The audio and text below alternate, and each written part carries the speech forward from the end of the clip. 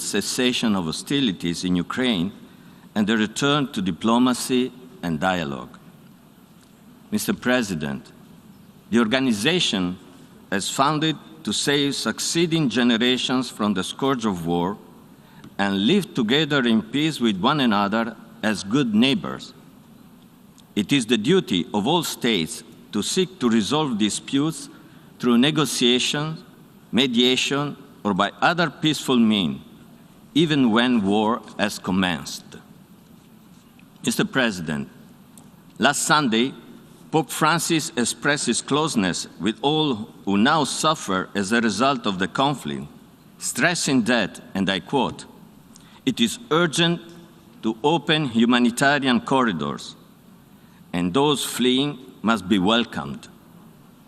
With heart broken by what is happening in Ukraine, and let us not forget the wars in other parts of the world, I repeat, put down your weapons. Those who love peace reject war as an instrument of aggression against the freedom of other peoples and as a means for the settlement of international disputes. End of quote. The Holy See wishes to express also in this forum its appreciation to those states which are offering humanitarian assistance to those in need, both in Ukraine and in neighboring countries in which many Ukrainians have sought safety.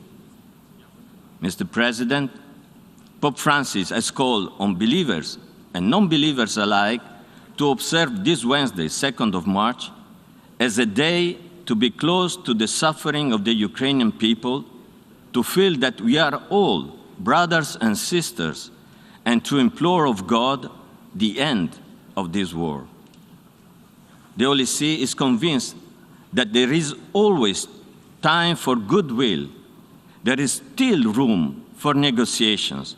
There is still a place for the exercise of a wisdom that can prevent the predominance of partisan interest, safeguard the legitimate aspiration of everyone, and spare the world from the folly and horrors of war.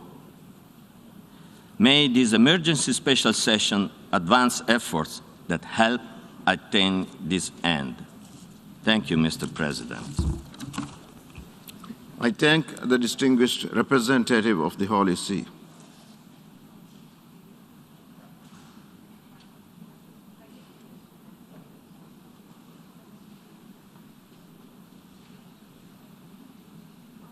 I now give the floor to the observer of the Sovereign Order of Malta.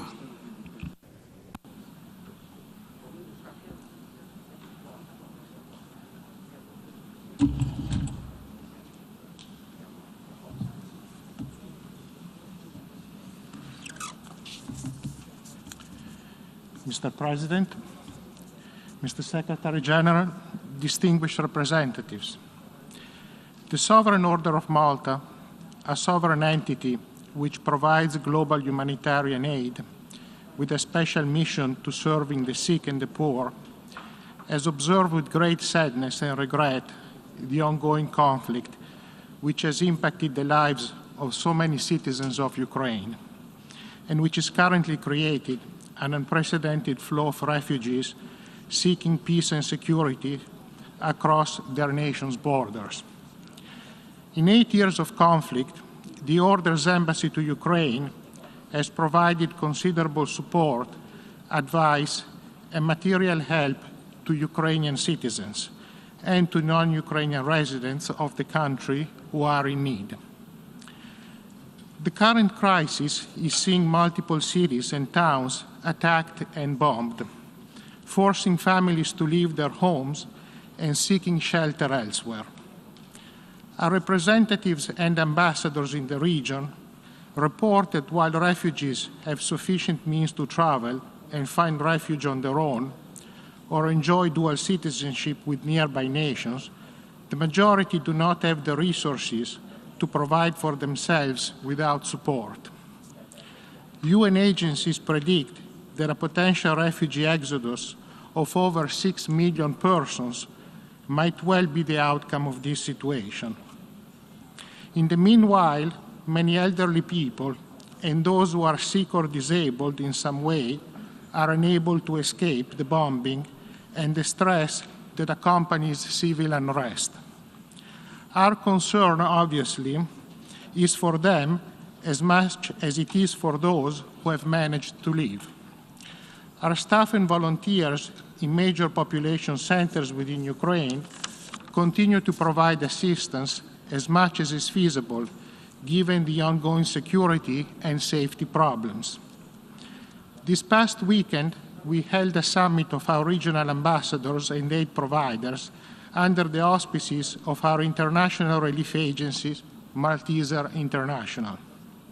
At that time, we were able to review both the growing extent of the refugee crisis as well as the initiatives we are taking to support the growing swell of primarily mothers and children and a small number of senior citizens. As of this morning, it is estimated that almost 700,000 individuals have made the journey across the borders of Poland, Slovakia, Romania, Hungary, and Moldavia. And each day that the conflict continues, the flow of anguished families will grow. We have seen some nations go out of their way to welcome these individuals and to help them through the trauma. Our Order of Malta staff along the border with Ukraine totals over 5,000 personnel, with tens of thousands of volunteers doing everything from serving hot food and drink, caring for the victims of injury and accident, providing counseling and emotional support, and assisting in securing of short-term accommodation.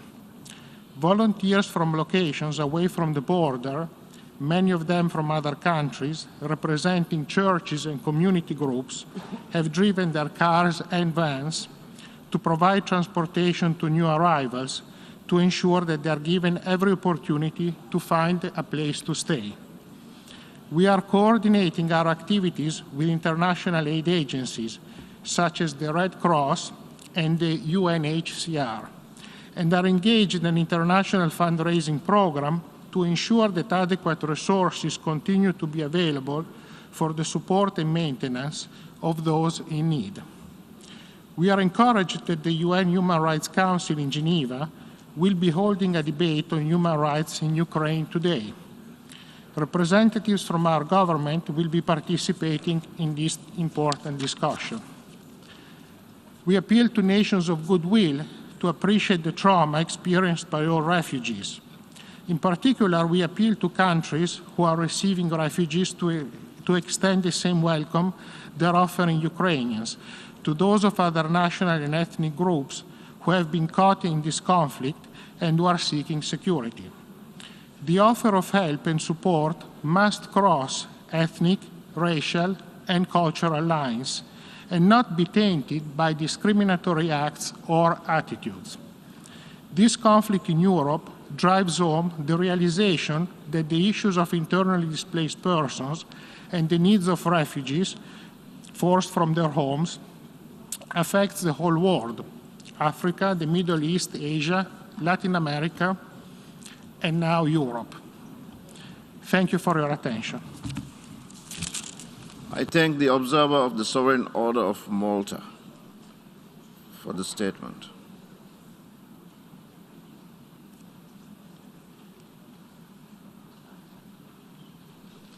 I now give the floor to the observer of the International Institute for Democracy and Electoral Assistance.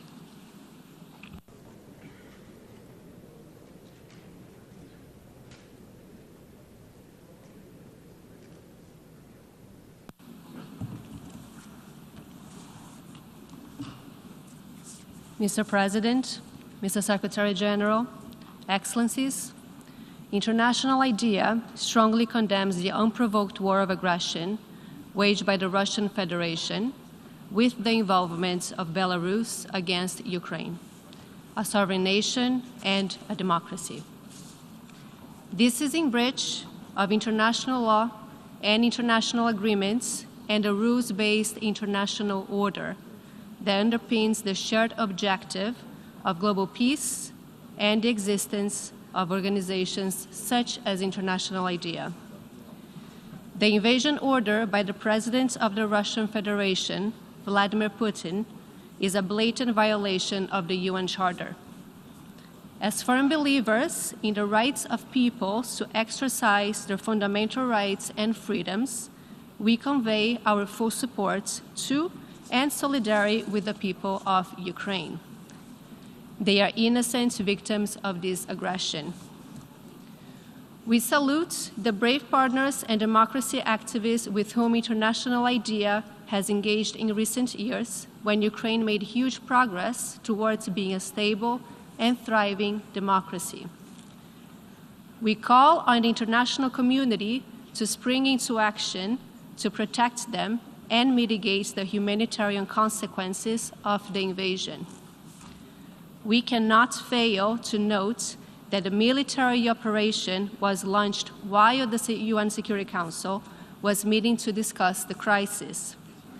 We reiterate our firm belief that international crisis should be addressed through the means of multilateral diplomacy and resolved on the basis of the principles of the Charter.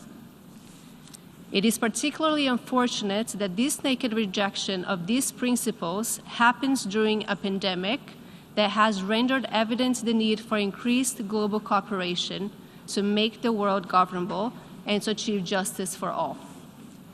In these days, we are witnessing what an unchecked ruler, for decades trampling fundamental rights and freedoms of his own citizens, can do to undermine peace and democracy beyond his own borders. Ukraine is a country that has successfully reached democratic standards over the past 2 decades, from respecting media freedoms to free and fair elections, local democracy, and the fight against corruption. It is no wonder President Putin is scared of such democratic vibrancy at his doorstep. This is a pivotal moment for Democrats all over the world to stand united in support of Ukraine. It is also the moment to reinforce action to counter and to prevent the rise of authoritarian regimes elsewhere, which cannot survive without kleptocracy and the systematic violation of human rights and freedoms. We call on Russia to immediately withdraw its military forces and fully respect Ukraine's sovereignty. Revanchist interpretations of history and attempts to change borders based on ethno-nationalist fantasies offer not a luminous path for humanity, but a route towards darkness and endless cycles of violence. They certainly don't provide any hope to the younger and unborn generations that will bear the brunt of the climate crisis, or to the billions of vulnerable people around the world that are yet to realize the promise of a life free from fear and want, and the promise of the Agenda 2030. Those are the real challenges of our age. We encourage the UN Secretary General, Antonio Guterres, to make use of his good offices to advance ceasefire talks, humanitarian access to the war-affected areas, and protection of civilians, and particularly the most vulnerable ones. We urge UN member states to adopt and enforce sanctions against the Russian Federation until withdrawal of their forces from Ukraine and the full restoration of its territorial integrity. We urge UN member states to do whatever it takes in compliance with the principles of the UN Charter to stop this war and prevent any further escalation of conflict. International IDEA will do its part in collaboration with the United Nations, our member states, and other democratic governments and organizations to protect in Ukraine and elsewhere the principle that every country has a right to freely determine its own fate on the basis of the will of the people, freely expressed. Democracy's institutions and processes are the best means to protect their right. Today, we must stand up for these principles. Today, we must stand up for Ukraine. which embodies these principles and defends them to our greatest respect. Diakuyu, thank you. I thank the distinguished observer of the International Institute for Democracy and Electoral Assistance. We have heard the last speaker in the debate on this item. The General Assembly has thus concluded this stage of the consideration of Agenda Item 5. The Assembly will resume its consideration of Agenda Item 5, entitled Letter dated 28 February 2014 from the Permanent Representative of Ukraine to the United Nations, addressed to the President of the Security Council S/2014/136, to take action on a draft resolution issued as document A/ES-11/L1. I now give the floor to the distinguished representative of Ukraine to introduce draft resolution A/ES-11/L1.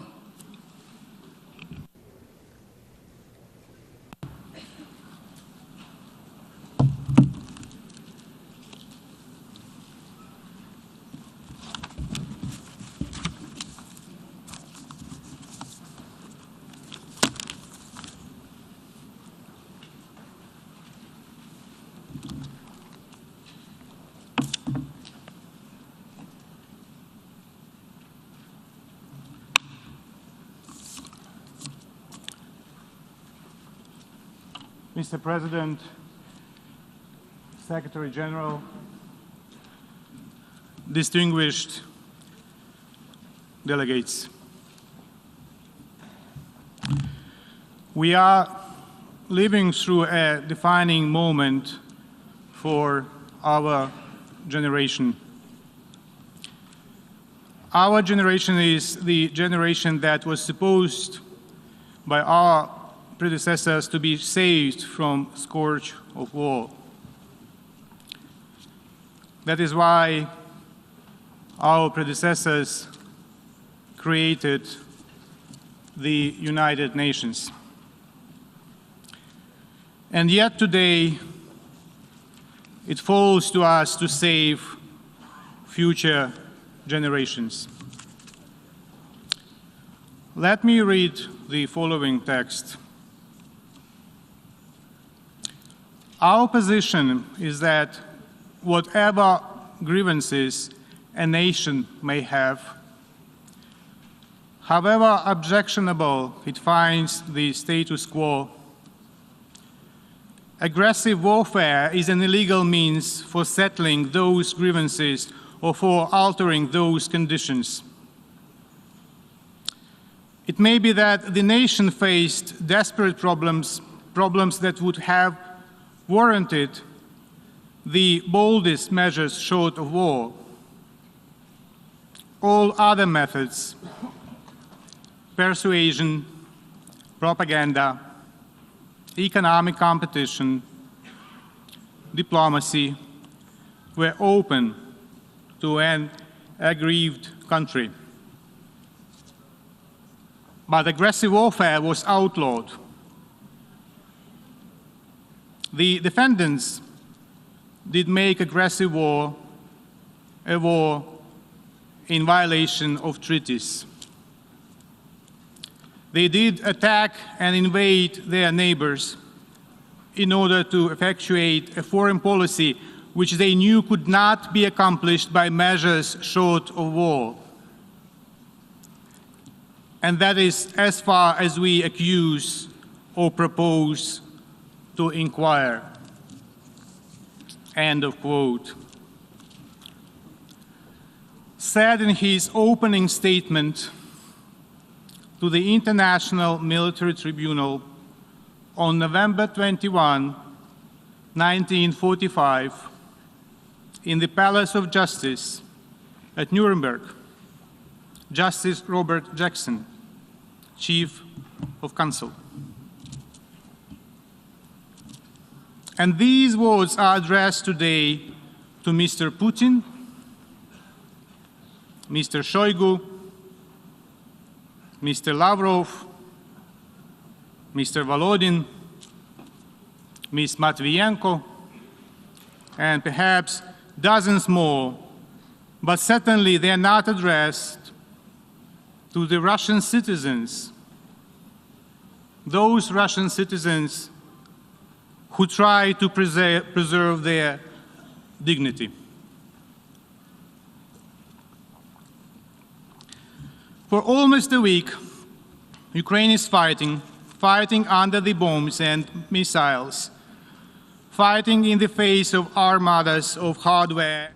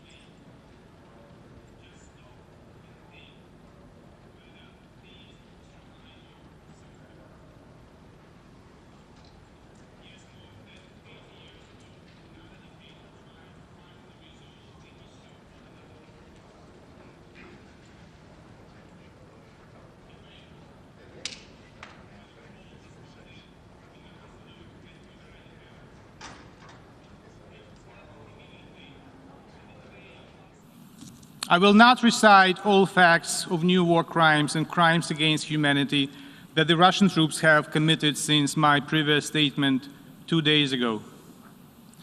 The list is so long that it will run out of time. The crimes are so barbaric that it is difficult to comprehend. Facing the total resistance of the Ukrainian population, Putin's regime has proceeded to widespread use of indiscriminate weapons such as multiple rocket launchers and aerial bombs against the residential areas. Ukrainians are being killed by Russian ballistic missiles and thermobaric weapons. Just yesterday, Kyiv, Kharkiv, Zhytomyr, Mariupol, Melitopol, and many other cities and towns sustained heavy shellings that killed dozens of innocents, including children. Ukraine deeply regrets that a student from India has become a victim of this shelling by the Russian armed forces in Kharkiv. We offer our deepest sympathies to India and the relatives of the victim. A Chinese citizen was also injured in another Ukrainian city because of Russia's deadly attacks. The Ukrainian and foreign citizens have become hostages of the Russian armed aggression against Ukraine. In Kyiv, Russian murderers hit the city TV tower, killing 5 passerbys.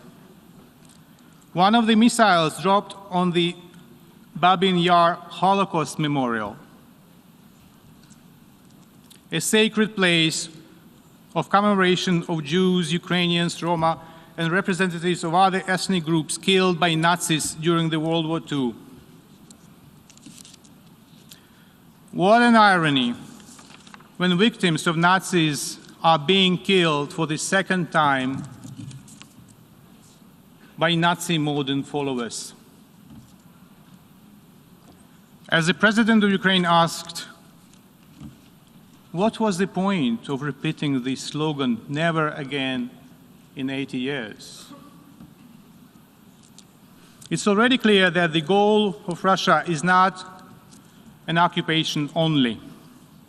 It is genocide.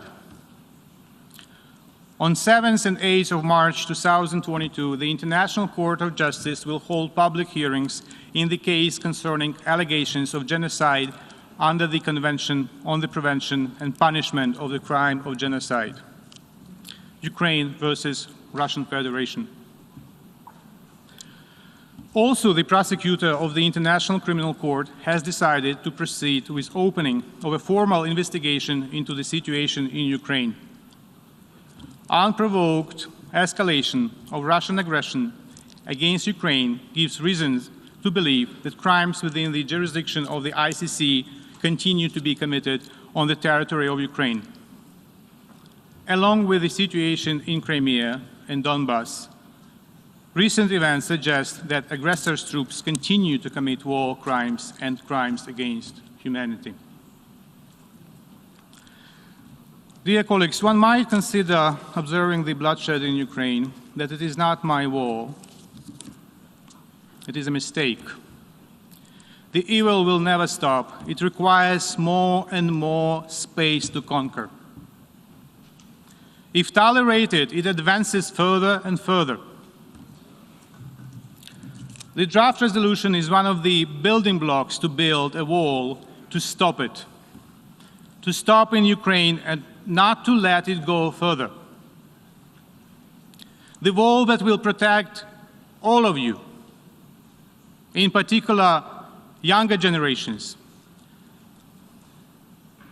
Distinguished delegates, by voting today, you also reconfirm your country's commitment to the UN Charter.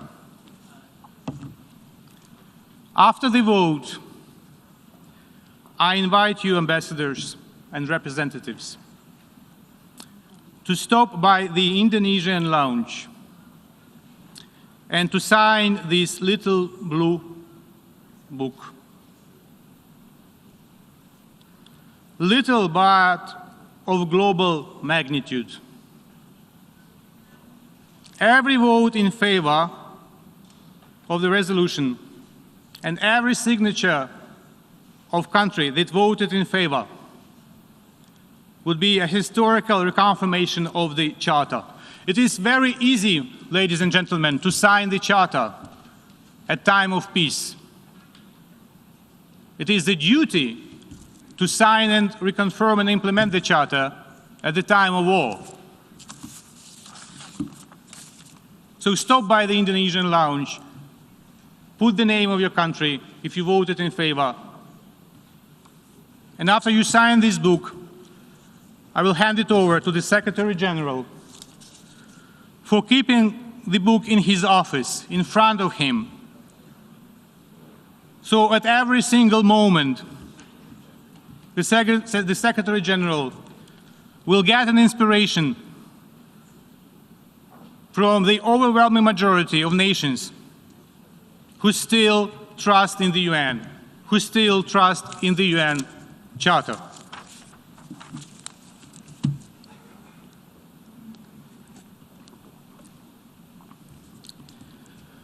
There is a very fragile gentleman, a very old one. He was born in a territory that was part of the Kingdom of Hungary.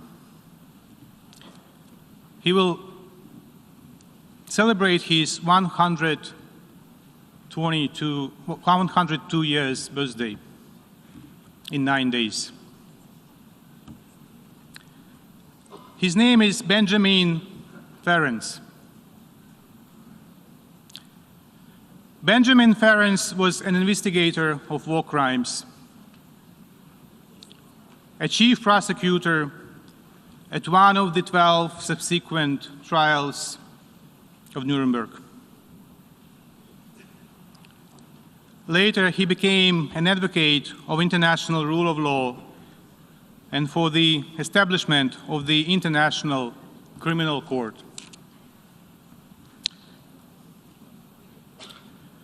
With the permission of the producer, I would play a couple of seconds of his words, and I want you to listen very carefully. Hard to do. 3 words: law, not war. If you can do that, you save every day billions of dollars, which you can use to deal with the legitimate complaints of old people who need medical care, students who have to pay for their tuition, all the legitimate complaints which could be solved if we didn't spend the money on weapons to kill them instead of helping them. And that is the current system. Now, how are you going to do it? I will end by telling you how to do it and the principles which have guided me. There are 3 principles. 1, never give up. 2, never give up. 3, I hear you, never give up.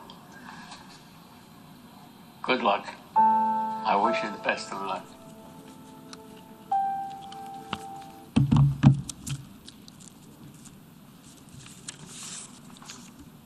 Please show respect. Show respect to the Charter. Show respect to the Secretary General. Show respect to this gentleman who will celebrate 102 years since his birthday. I call upon all responsible member states to support the draft. Thank you.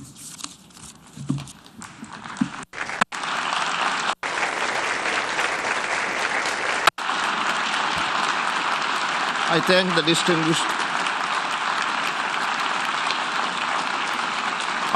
distinguished representative of Ukraine.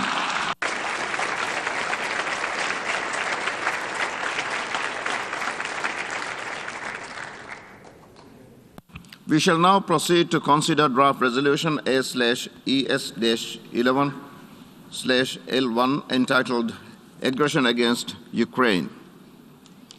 Before I open the floor for explanations of vote before the vote, may I remind delegations that explanations of vote are limited to 10 minutes and should be made by delegations from their seats.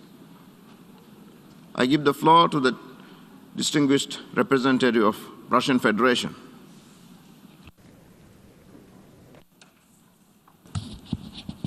Господин председатель, господин генеральный секретарь, уважаемые коллеги, Россия просит поставить проект резолюции на голосование. Призываем вас не поддерживать этот проект. Однако мы знаем о беспрецедентном давлении, которое наши западные партнеры оказывали на огромное количество стран, заставляя их проголосовать так, как это угодно им. Это нельзя назвать даже давлением. Это были открытые циничные угрозы. Нам об этом известно. Этот документ не будет способствовать прекращению военных действий. Наоборот, он может ободрить киевских радикалов и националистов и дальше любой ценой определять политику в стране, удерживая в заложниках мирное население. Причем не в переносном, а в прямом смысле этого слова. Сейчас именно так и происходит в ряде крупных городов Украины, где население используется в качестве живого щита. Сегодня стало известно, что вооруженные силы Украины не дают мирным жителям Мариуполя покинуть город. Удерживают их, в том числе женщин и детей, в одной из школ Мариуполя. Насильно доставляют обратно всех гражданских лиц, которые пытались покинуть город по предоставленным гуманитарным коридорам. Нам также известно и о планируемых националистическими батальонами провокациях, которые они заготовили с участием гражданского населения, с тем, чтобы впоследствии обвинить в этом российские войска. Вопреки нормам международного гуманитарного права, в жилых кварталах размещается военная техника, системы залпового огня, артиллерийские установки. Мы сегодня передадим примеры подобных действий руководству ООН, которое до настоящего момента утверждало, что не располагает подобными свидетельствами. Хотя видеоролики, снятые простыми украинскими гражданами, свободно распространяются в интернете. Ответственность за это полностью лежит на украинских властях, так же, как и за безответственную и преступную раздачу оружия всем желающим, включая выпущенных из тюрем заключенных. Это уже привело к массовым случаям грабежей, убийств и мародерства. Уважаемые коллеги, ваш отказ поддержать проект сегодня стал бы голосованием в пользу мирной Украины, свободной от радикализма и неонацизма, живущей в мире со своими соседями и отказавшейся от внешнего управления. Именно на достижение этих целей направлена наша специальная военная операция, которую авторы резолюции пытаются представить в качестве агрессии. Мы сегодня слышали от украинского представителя слова о нацизме, но он стыдливо умолчал о разгуле неонацизма на самой Украине, о бесчинствах неонацистских и националистических радикальных организаций, о факельных шествиях и прославлении пособников Гитлера. Те, кто интересовался развитием украинского кризиса, прекрасно понимают его генезис. Действуя сегодня, мы прежде всего стремимся остановить 8-летнюю войну майданного режима с населением Донбасса. За прошедшие годы наша страна сделала все возможное и невозможное, чтобы избежать такого сценария. Мы, по выражению генерального секретаря, кстати говоря, перевернули все камни и постучались в каждую дверь, однако так и не были услышаны. Жители Донбасса продолжали и продолжают бомбить, не собираясь останавливаться на 14 тысячах погибших, подавляющее большинство из которых приходится на жителей ДНР и ЛНР. Цели нашей специальной операции, объявленные на основании статьи 51 Устава ООН, выполняются и будут достигнуты. При этом мы не наносим ударов по гражданским объектам и мирным жителям. Не верьте огромному количеству фейков, распространяемых в интернете на этот счет. Эти фейки пеклись, как пирожки, в Центре информационно-психологических операций специальных сил операции Украины. Этот центр вчера был уничтожен. Мирный сценарий для Украины можно ускорить, если радикалы позаботятся о сохранности жизни граждан своей страны и не будут прикрываться им. Такого призыва в тексте поставленного на голосование документа нет. В нем также ничего не сказано о незаконном перевороте в Киеве, когда в феврале 2014 года при попустительстве Германии, Франции и Польши и при поддержке Соединенных Штатов был свергнут законно избранный президент страны. В этом проекте нет ничего и о том, что новые националистические власти тотчас же ограничили права граждан на использование русского языка. Это дало старт огромной цепочке нарушений базовых прав жителей Востока страны, и не только Востока, включая самое ценное право – право на жизнь. Многие из вас не хотят ничего слышать о трагедии, которая началась на Украине после майданного переворота 2014 года, о заживо сожженных людях в Одессе, о преследованиях и убийствах несогласных, и самым ярким проявлением этого стала развязанная Киевом война против Донбасса. Ничего в документе нет и о том, что на протяжении 8 лет Соединенные Штаты и Европа накачивали и сейчас накачивают Украину вооружением, помогая майданному режиму убивать мирных жителей на Донбассе.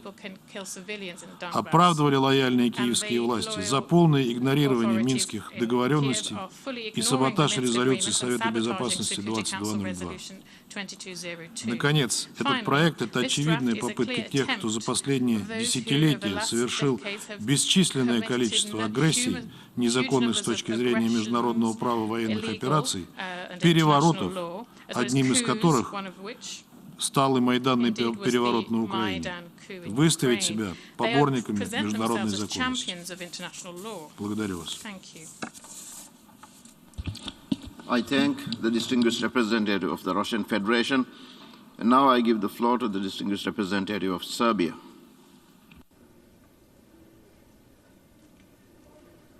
Most sincerely regrets events taking place in the east of Europe. Russia and Ukraine have always been friendly country to the Republic of Serbia, and Serbian people perceives Russians and Ukrainians as fraternal nations.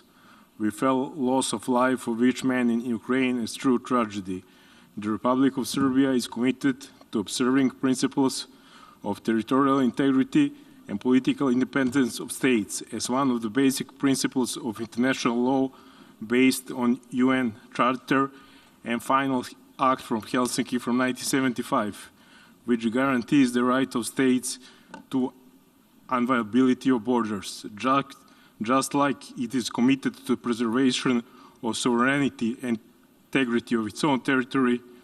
The Republic of Serbia, likewise, advocating respect for territorial integrity of other sovereign nations, and regardless of not agreeing with all formulation stated in resolution, will vote in favor of the resolution. I am obliged to point to PP 13 and remind that the first attack against a sovereign state on the soil of Europe after the Second World War took place not so long ago, in 1999, when 19 countries attacked, at that time, Federal Republic of Yugoslavia, primarily Republic of Serbia, when there was no appropriate reaction of such distinguished institution to this flagrant violation of UN Charter, despite the fact they still suffer from consequence of severe violation of fundamental principles of international law by others, Serbia is not giving up these principles even today. The Republic of Serbia will continue to advocate termination of conflicts, expecting that the parties will invest additional efforts into reaching diplomatic solution and creating conditions for peace throughout dialogue. Serbia will provide all kinds of humanitarian aid to endangered Ukrainian citizens while remaining committed to peace and consistent respect for international law. Thank you. I thank the distinguished representative of Serbia, and now I give the floor to the distinguished representative of Syrian Arab Republic.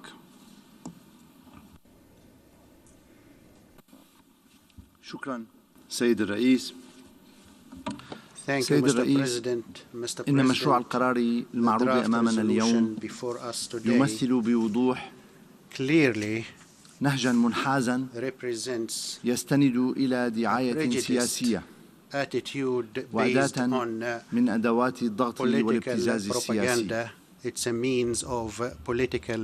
لقد حرص معدو مشروع القرار على تضمينه لغة عدائية موجهة ضد الاتحاد الروسي تستهدف الميل من مواقفه المشروعة والمستند إلى مشاغله الأمنية وحقه في حماية أرضه وشعبه من التهديد الحقيقي للأمن القومي الروسي. ولم يقتصر الأمر على ذلك، بل طال القرار بيلاروسيا أيضا.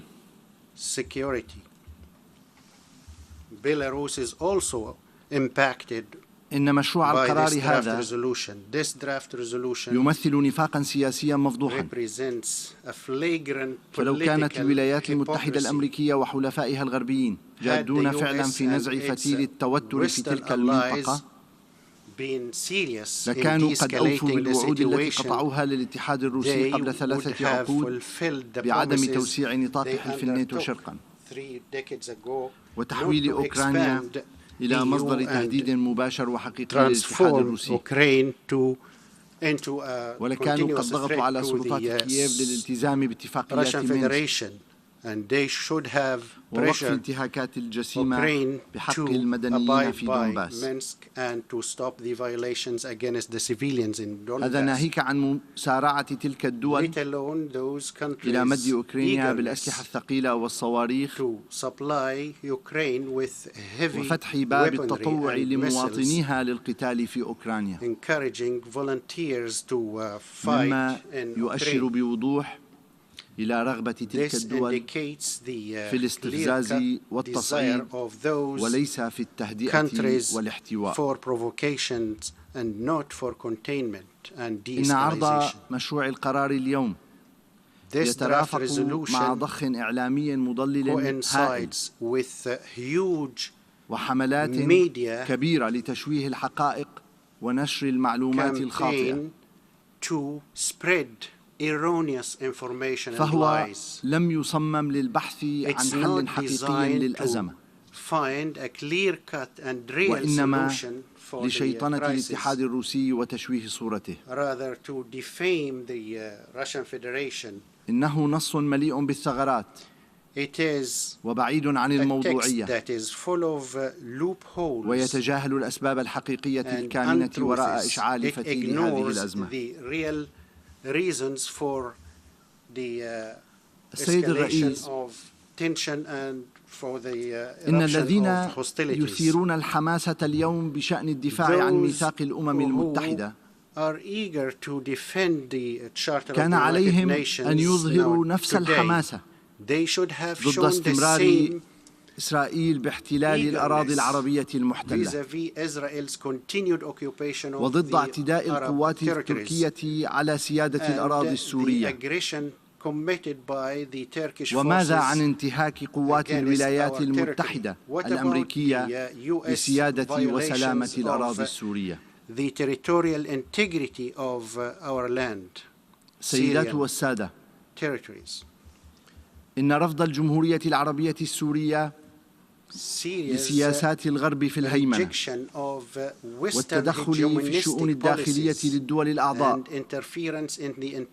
وإشعال وإطالة أمد الأزمات ونشر الفوضى وتكريس الانتقائية والازدواجية في المعايير وفرض الإجراءات القسرية الأحادية يحتم عليها رفض مشروع القرار هذا والتصويت ضده.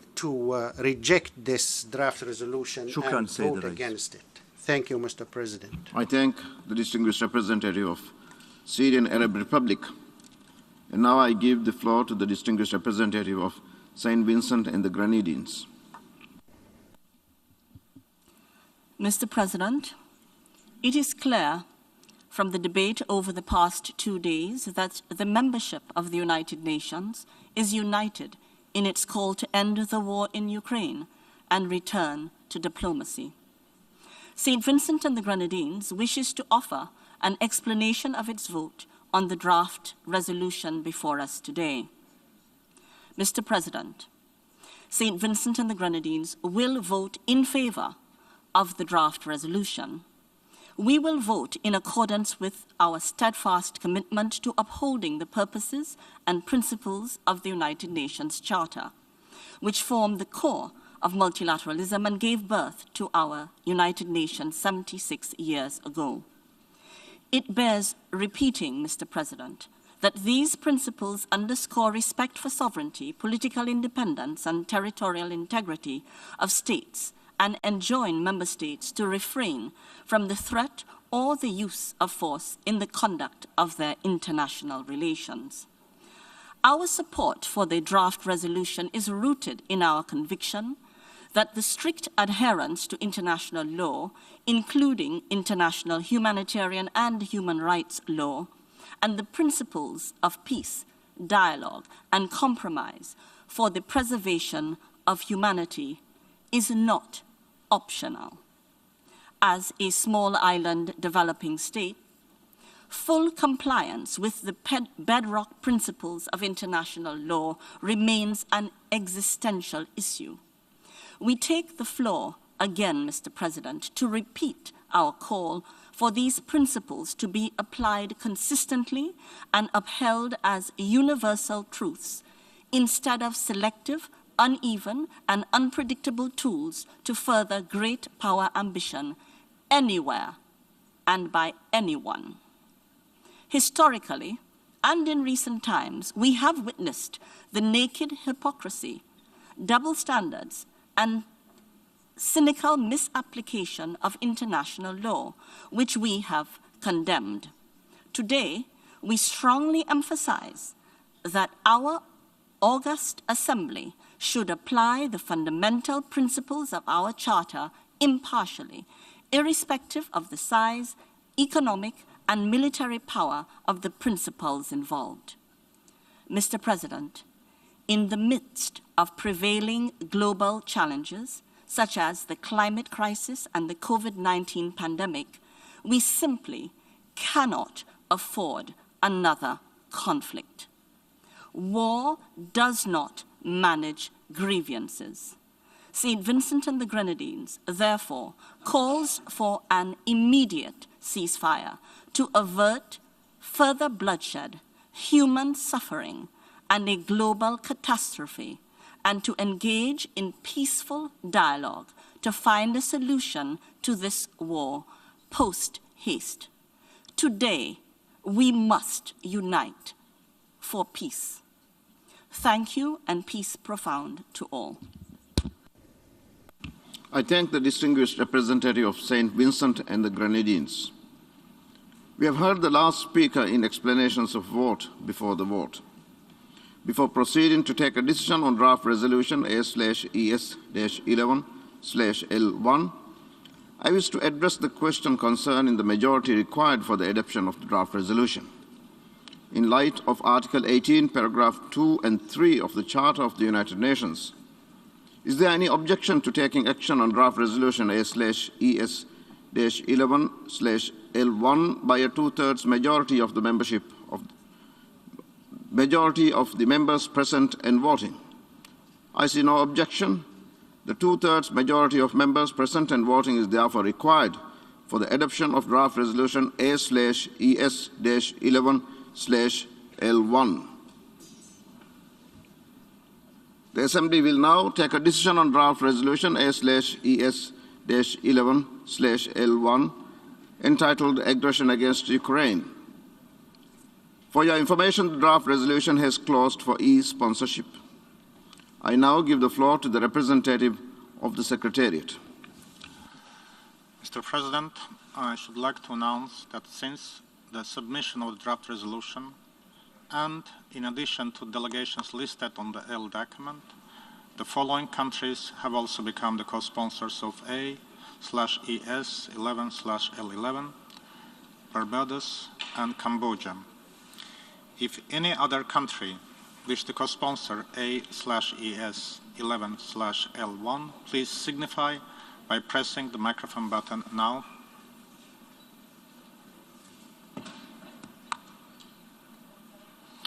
There is nothing further, Mr. President. I thank the representative of the Secretariat. A recorded vote has been requested. We shall now begin the voting process. Those in favor of draft resolution A/ES-11/L1, please signify. Those against, abstentions.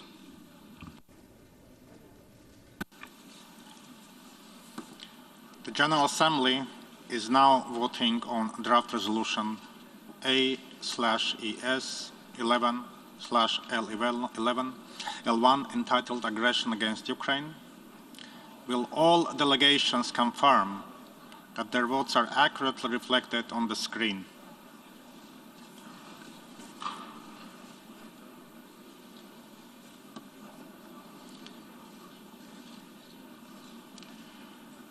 The voting has been completed. Please lock the machine.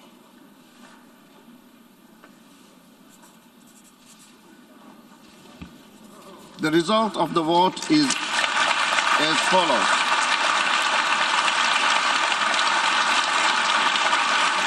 The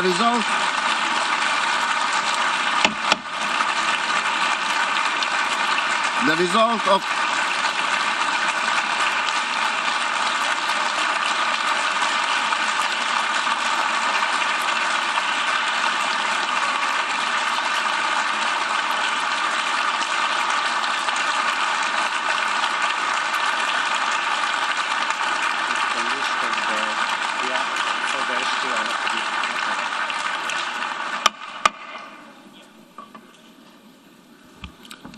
The result of the vote is as follows. In favor, 141. Against, 5.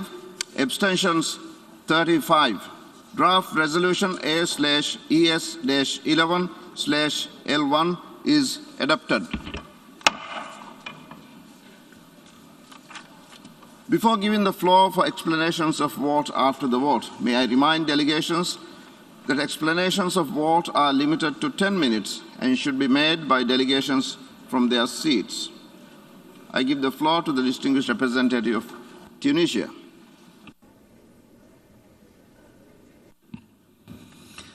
شكرا سيد الرئيس. السيد الرئيس، لقد صوتت تونس لصالح القرار اليوم انتصارا لمقاصد ومبادئ ميثاق الأمم المتحدة التي انبنت عليها سياستنا الخارجية، وتأكيدا لحرص بلادنا على إنهاء الأزمة باستعمال الوسائل السلمية لفض النزاعات التي تبقى السبيل الوحيد والأمثل لوضع حد للتصعيد والحيلولة دون مزيد تدهور الأوضاع وتفاقم الأزمات والمآسي الإنسانية. لقد شهد العالم ما يكفي من ويلات الحروب والأزمات بكل تداعياتها المدمرة على حياة الناس وعلى السلم والأمن. كما علمتنا تجارب الماضي البعيد والقريب أن الخيارات العسكرية لا تحل أي أزمة، وأن الحوار والمفاوضات كفيلة بتسوية كل الخلافات وإيجاد الحلول التوافقية لها. فالأزمة الحالية في أوكرانيا تأتي في وقت بدأ العالم يتهيأ فيه للتعافي من تداعيات جائحة كوفيد والتأسيس لمرحلة جديدة قوامها التعاون والتضامن والانخراط الفاعل في تعزيز العمل المتعدد الأطراف وتحقيق أهداف أجندتنا المشتركة. ونعتقد أن العالم لا يمكنه تحمل مزيد من الأزمات بهذا الحجم والخطورة، ولذلك فإن تونس التي استبشرت بانخراط الأطراف المعنية في الحوار والتفاوض تجدد دعوتها للمجموعة الدولية من أجل تضافر الجهود وتكثيف المساعي لتشجيع هذه الأطراف على مواصلة الاحتكام إلى المفاوضات، بما يساعد على وقف العمليات العسكرية وحماية الأرواح وتهيئة الظروف لإيجاد حل دائم لهذه الأزمة. وباعتبار أن الأمن والسلم الدوليين كل لا يتجزأ، فإن تونس تدعو إلى التعامل مع مختلف القضايا العادلة بمقياس واحد حتى تتمكن الشعوب من استرداد حقوقها المشروعة وفقا للمرجعيات الدولية وبناء عالم أكثر عدلا وسلاما واستقرارا. شكرا سيد الرئيس.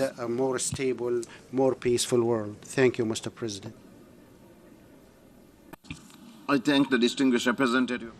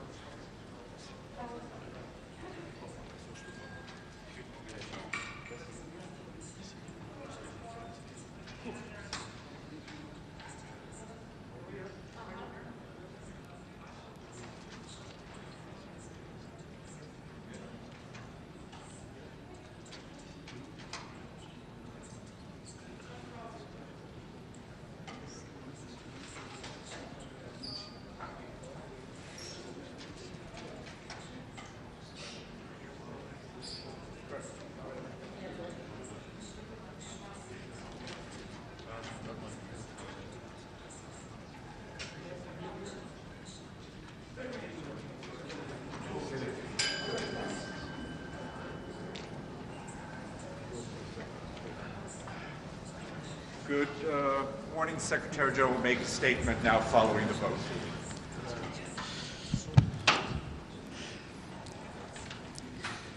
Ladies and gentlemen of the media, the General Assembly has spoken.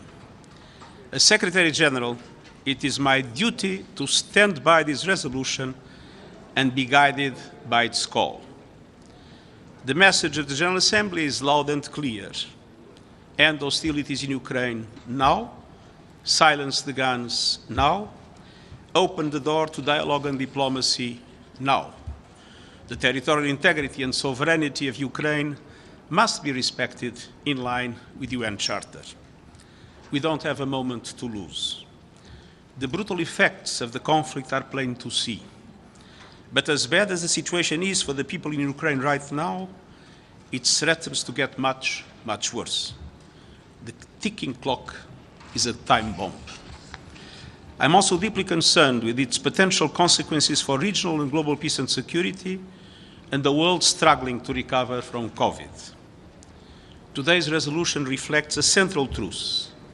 The world wants an end to the tremendous human suffering in Ukraine. The same truth was clear in the rapid mobilization of funds for our life-saving humanitarian operations in Ukraine and neighboring countries. Our global flash appeal was met with record generosity. I'm deeply grateful to donors for their support. With that funding in hand, we will be able to scale up the delivery of vital medical and health supplies, food, safe drinking water, shelter, and protection. Looking ahead, I will continue to do everything in my power to contribute to an immediate cessation of hostilities and urgent negotiations for peace.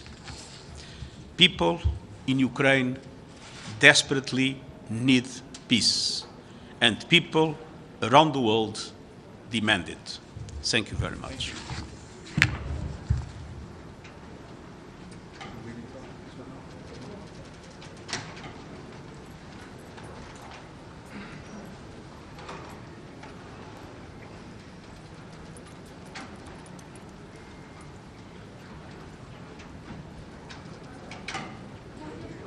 当前最重要的是尽可能缓解现地局势，避免冲突升级甚至失控。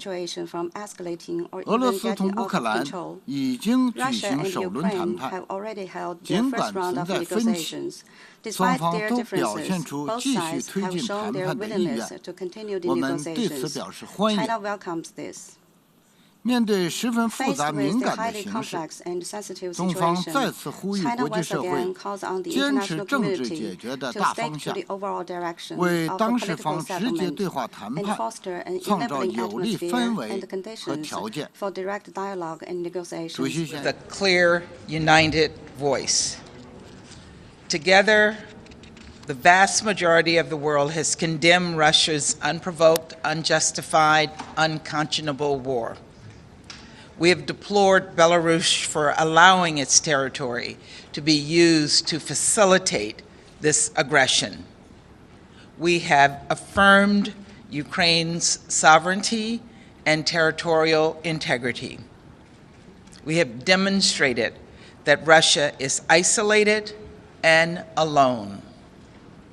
And that's the cost, that the costs will keep rising until Russia relents. We have affirmed the UN Charter, pledged to address the horrific human rights and humanitarian crisis in Ukraine, and stood together in the battle for the soul of the world. Last night, at his State of the Union address, President Biden commended the courage of the Ukrainian people. He declared that the United States of America stands with Ukraine, and quoted President Zelensky when he said, "Light will win over darkness." Today at the United Nations, light has won over darkness. 141 states voted to support this amendment. The world, as President Biden said, is choosing the side of peace and security. Now, as the situation grows graver, every day in Ukraine, we must keep the momentum going. We must do everything we can to help the Ukrainian people, to hold Russia accountable, to match our strong words with strong actions. Let us continue to come together to support the Ukrainian people, and let us demonstrate the true power and true purpose of the United Nations for all. Thank you very much. Ambassador, how satisfied are you with the fact that 141 countries supported the resolution? Did you expect that?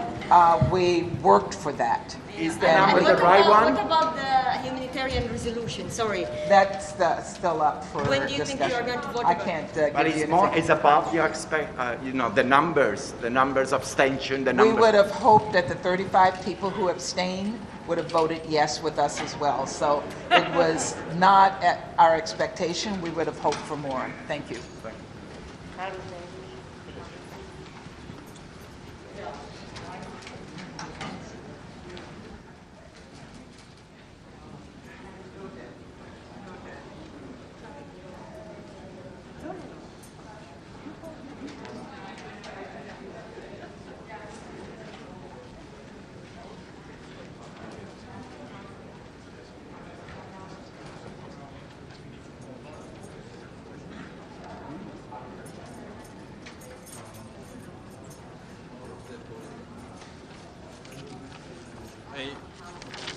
Hey, good, is it morning or afternoon? I'm not sure. Look, I just want to say from the part of the European Union that last week we had the Security Council trying its best but blocked by one country, Russia, for taking its responsibility. Immediately after that happened, we got to work drafting this resolution together with Ukraine and very many other countries of the world, and today the General Assembly has taken its responsibility. The message in this resolution is very, very clear, and the voting pattern is very, very clear. Russia stands isolated. Russia has been asked by the world to pull back, stop the aggression, and seek diplomacy instead of war. We have heard so many passionate statements over the last few days manifesting what I just said, that the world has stated clearly, stop the aggression, withdraw troops, and abide by the rules of the UN Charter and protect this organization. So I just want to say, too, that the European Union and the world stands with Ukraine. I thank you very much. Do you have a message for the countries who are abstaining from this resolution? Not today. Thank you.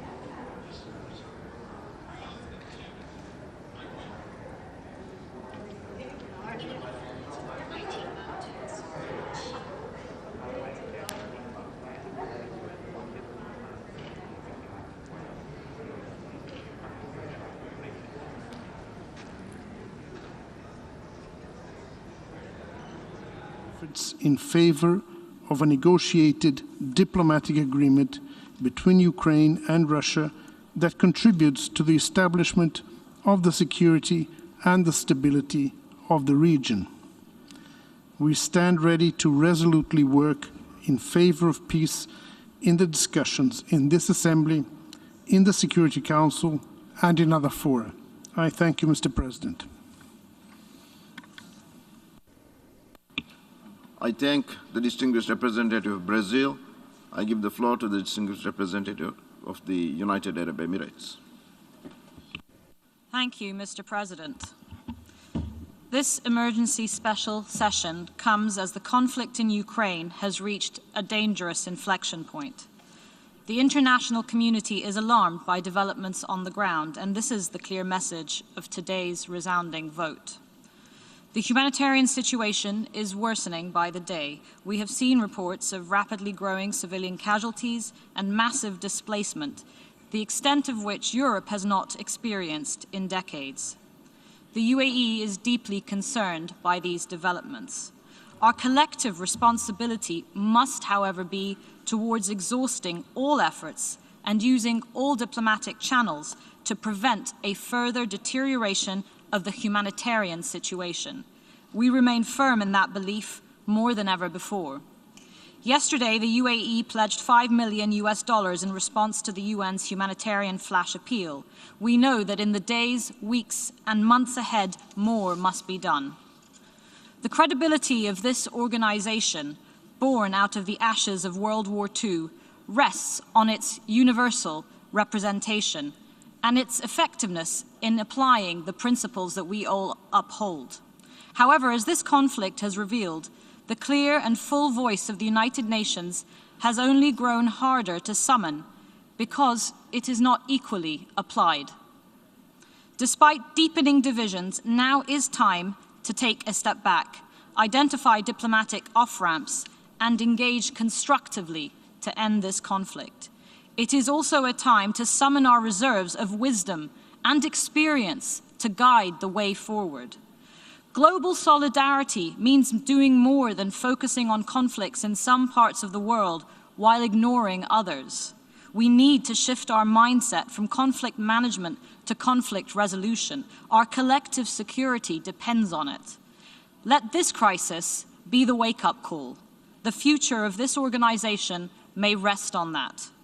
We all need to galvanize UN efforts to promote the dialogue, work towards an end to the hostilities, and address the humanitarian situation for those most desperately in need.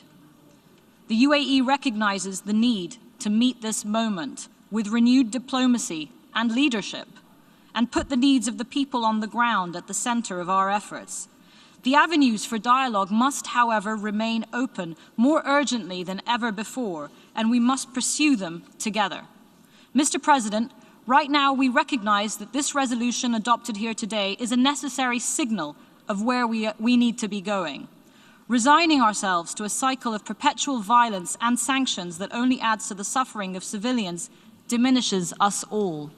We voted for this resolution, and we join with member states in making this appeal to peace, a just peace that endures by recognizing the legitimate concerns of all parties and also abides by the UN's charters of principles and independence and sovereignty and territorial integrity. This resolution, however, as others have said, is not enough for a sustainable peace. Resolution of this conflict requires dialogue and effective diplomacy. This text represents the determination of member states to respond to the conflict today in Ukraine. That is the call that rings clearly from this meeting. We must now turn to finding ways to bring about its peaceful resolution with full respect for and commitment to real and engaged diplomacy. Thank you. I thank the distinguished representative of the United Arab Emirates, and now I give the floor to the distinguished representative of India.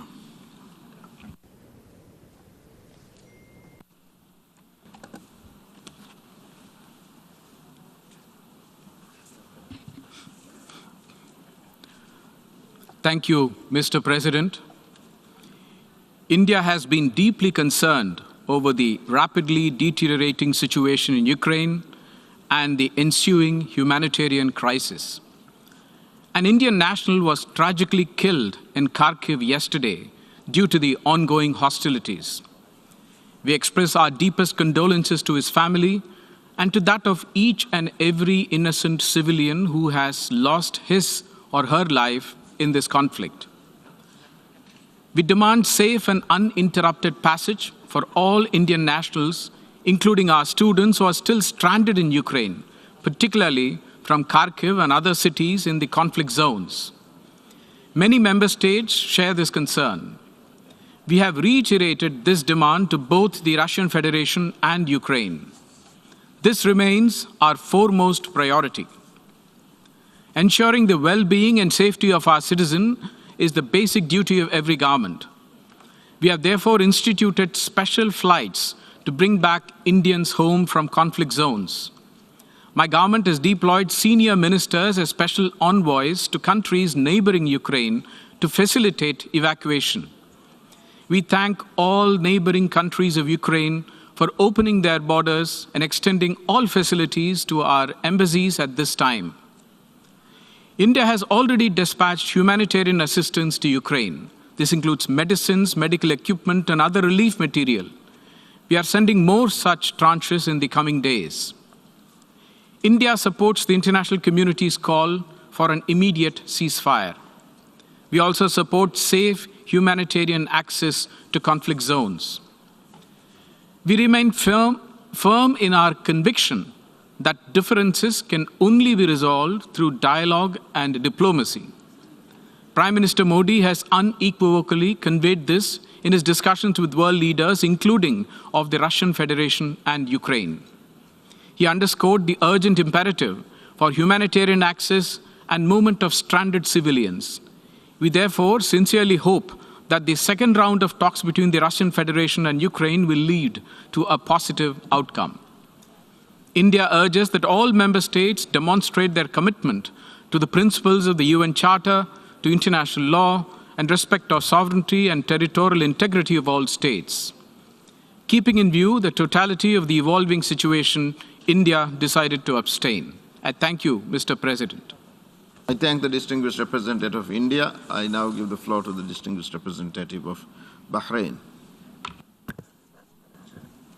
شكرا سيد الرئيس. لقد صوتت بلادي لصالح القرار المتضمن في الوثيقة A/ES-11/L1 انطلاقا من إيمانها الثابت بمبادئ ميثاق الأمم المتحدة والقانون الدولي، لا سيما مبادئ حسن الجوار وحل النزاعات بالطرق السلمية واحترام السيادة والاستقلال والسلامة الإقليمية لجميع الدول.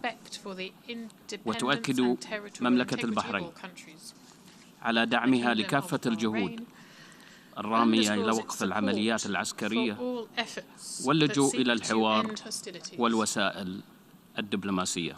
وشكرا سيد الرئيس.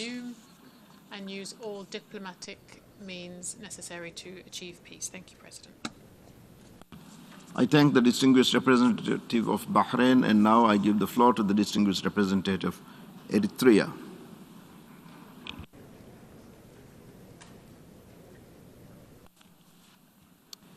Thank you, Mr. President.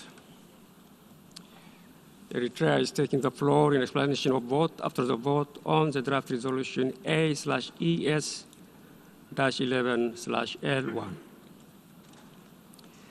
Eritrea firmly believes that respect for sovereignty, territorial integrity, and political independence, as enshrined in the United Nations Charter, are sacrosanct principles and should be respected by everyone at all times for the attainment of sustainable world peace.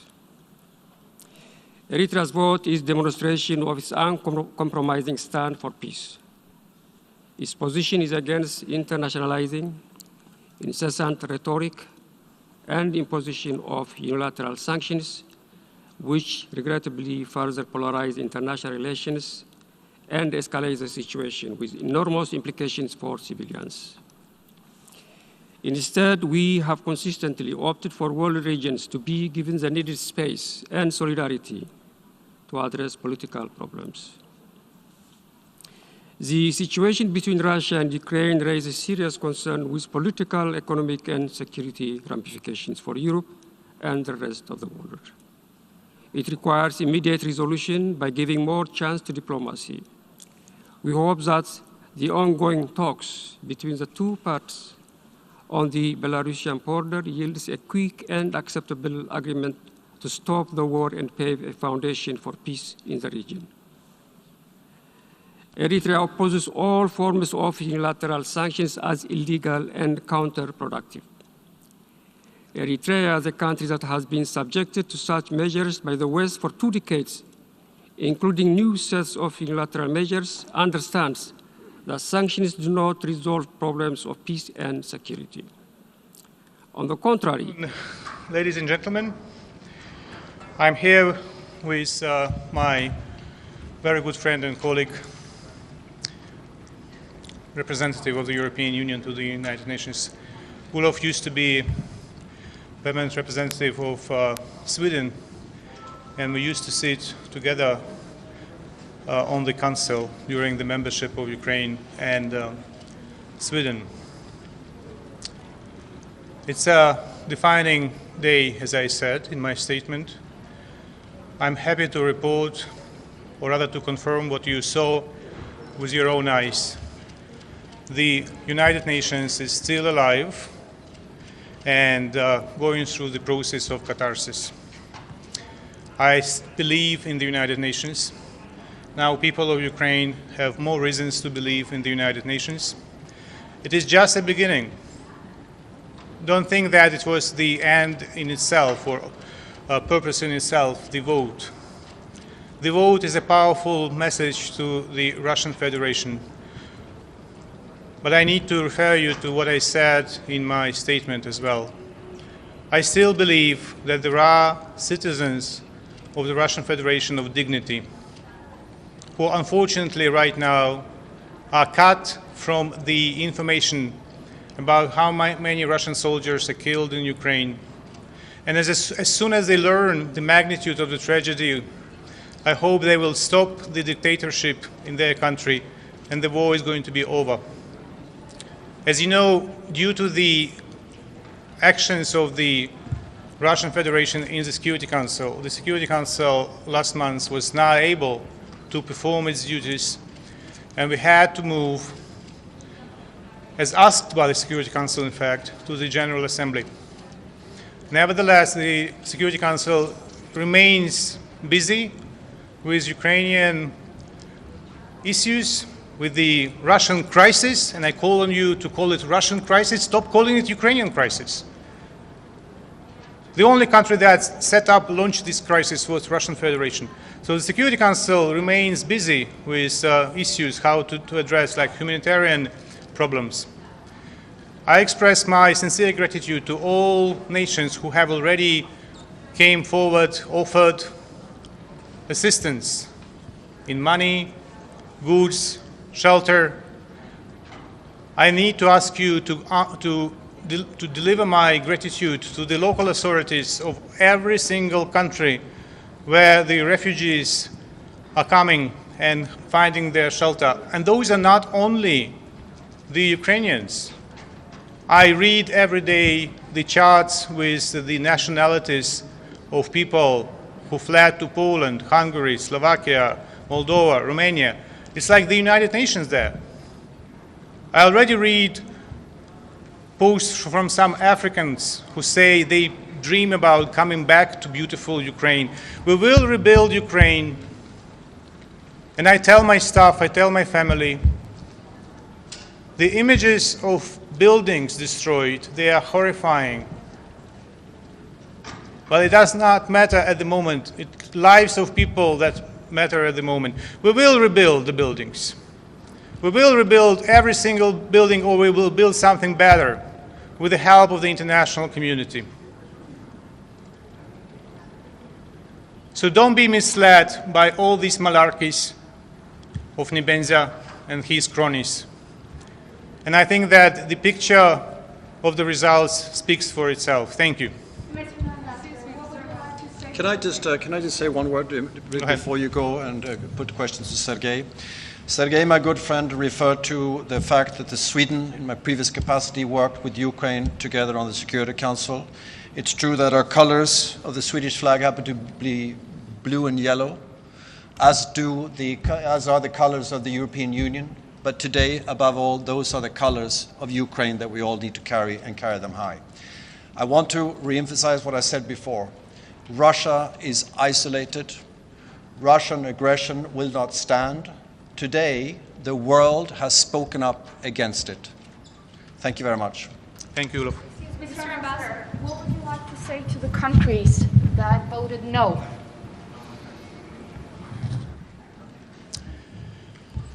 I would like to say once again that in spite of the horrific actions by the criminal regime of Putin,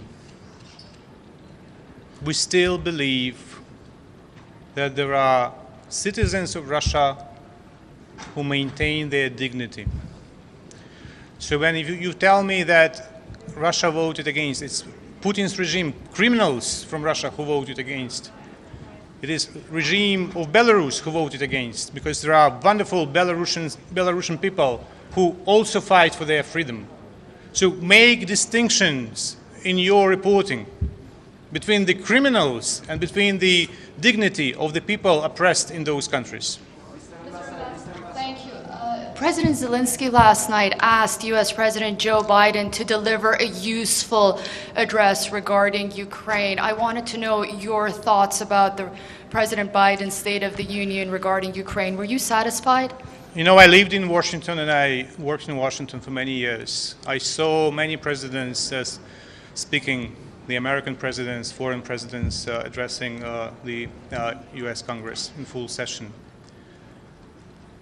I saw my colleague, Ambassador of Ukraine, on a balcony. She was almost crying.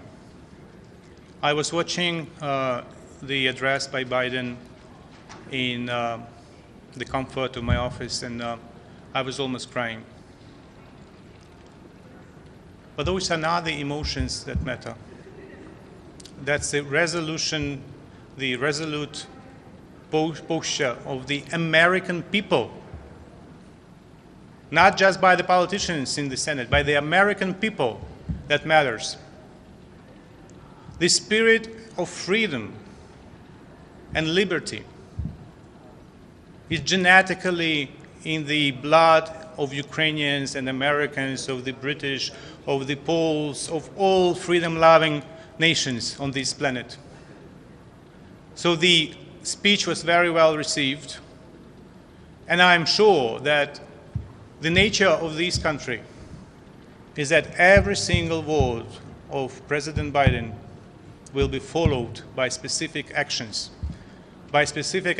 of his government and by specific actions of the members of the U.S. Congress. Mr. President, just about that, what action you and your government wants that the United States and the European Union... I'm not speaking, thank you, I understood, well understood. As I said, there is a very good friend of mine, Ambassador Oksana Markarova, who is in charge of bilateral relationship, and she is 24/7 working with the U.S. government. Please address questions on the cooperation with the United States beyond the United Nations to her. Thank you. All right, ladies and gentlemen.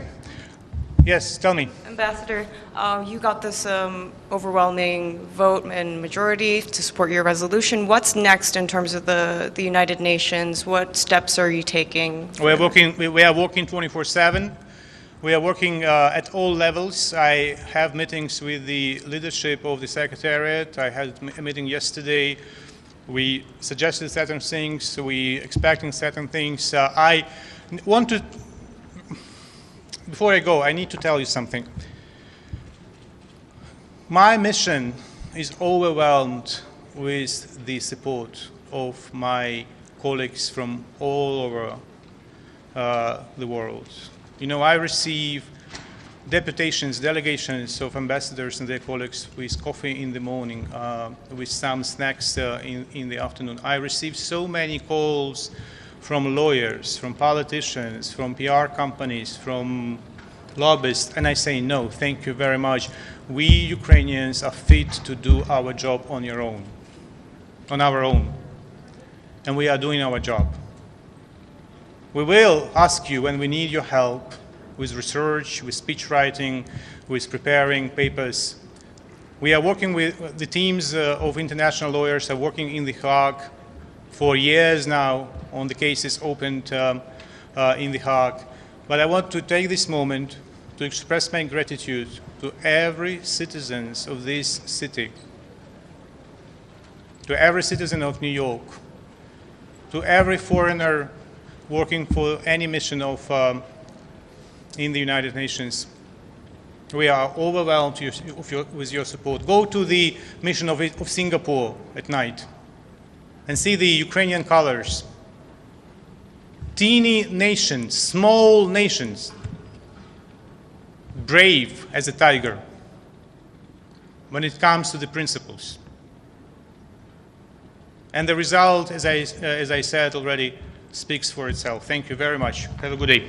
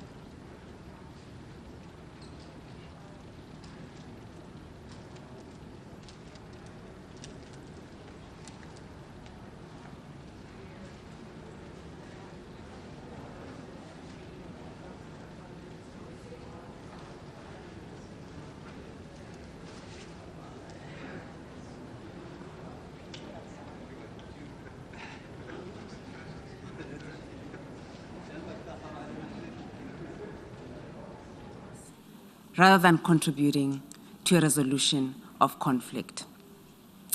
The resolution should have welcomed the commencement of negotiations between the parties.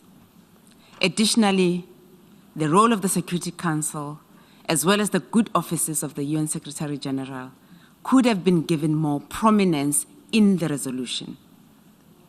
It is understood that one of the root causes of conflict is related to the security concerns of the parties.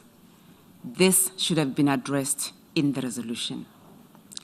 Even though this emergency special session of the General Assembly is being held after the failure of the Security Council to address the matter, we believe that the Security Council should still be urged to play its role as mandated by the Charter to maintain international peace and security.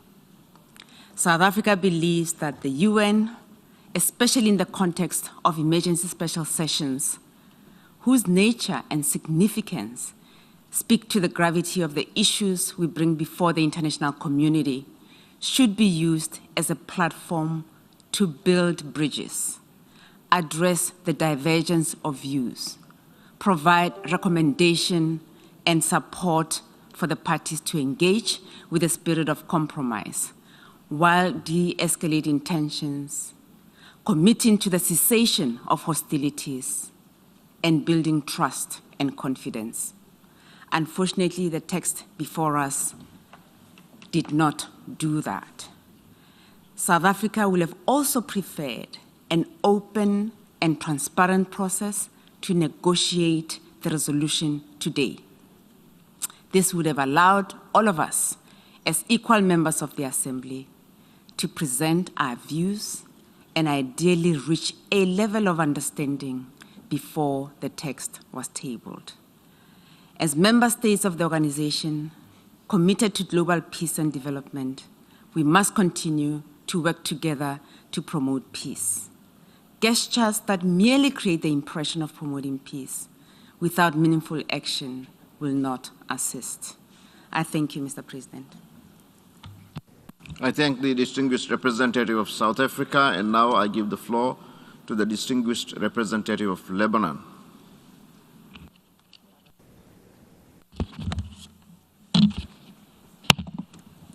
Thank you. Thank you, Mr. President. Lebanon voted yes on this resolution because Lebanon, a founding member of the United Nations, believes in the purposes and principles of the United Nations Charter, especially the prohibition of the threat or use of force in international relations, the principle of non-intervention, and the peaceful settlement of disputes. Mr. President, these are not merely slogans for Lebanon. We lived through invasions, occupation, intervention in Lebanon's internal affairs, and experienced devastation, loss, and pain that we are still enduring its consequences today. That's why our decision today was not taken lightly. We know what happens in wars, but we also know that wars happen not only when people fail to prevent them, but most importantly, when the voices of war drown the cries for peace. Lebanon, a peace-loving nation, enjoys a good relationship and friendships with all parties to this conflict, with Russia and Ukraine. And in this spirit, we call on everybody to go back to the logic of peace. Mr. President, yesterday, a European colleague told me he has never lived through war. I was happy for him. I lived through at least 2 invasions, a civil war, multiple assassinations, and explosions. That's why, Mr. President, I don't want anybody to live in what we lived through. It's time for diplomacy, for dialogue, and a peaceful resolution of this conflict. I hope that all my colleagues here in this GA hall will put the same energy and commitment that was put to make this vote and its result a reality, to start working for a peaceful resolution that takes both sides' concerns and interests into consideration, so the world will step away from this abyss of war. Mr. President, the preamble of the United Nations Charter tells us, quote, to unite our strength to maintain international peace and security. Now we need this unity. Unity for peace. The United Nations is well positioned to step up and step in to make this peace a reality. Now we need to stop the escalation in words and deeds and help both sides to take the path of peace for the sake not only the 2 sides, but for the sake of our world. Mr. President, we in the Middle East are very concerned about this war because of its impact on Europe, but also because we know from experience what happens in Europe does not stay in Europe. That the last 2 world wars left deep scars in our part of the world, obliterated countries and hopes, and we are still living its aftermath today. I hope, Mr. President, we all learn the lessons of the last wars, and I hope that from this moment we start working only for peace. Peace in our time, peace in all time, as a former president of the United States said. Mr. President, I agree with Albert Camus in his speech upon receiving the Nobel Peace Prize in Literature in 1957, that probably, and as a quote, every generation sees itself as charged with remaking the world. Mine, however, knows that it will not remake the world, but its task is perhaps even greater, for it consists in keeping the world from destroying itself. This is the same responsibility bestowed on us as the Charter instructed us to save succeeding generations from the scourge of war. I thank you, Mr. President. I thank the distinguished representative of Lebanon, and now I give the floor to the distinguished representative of Malaysia.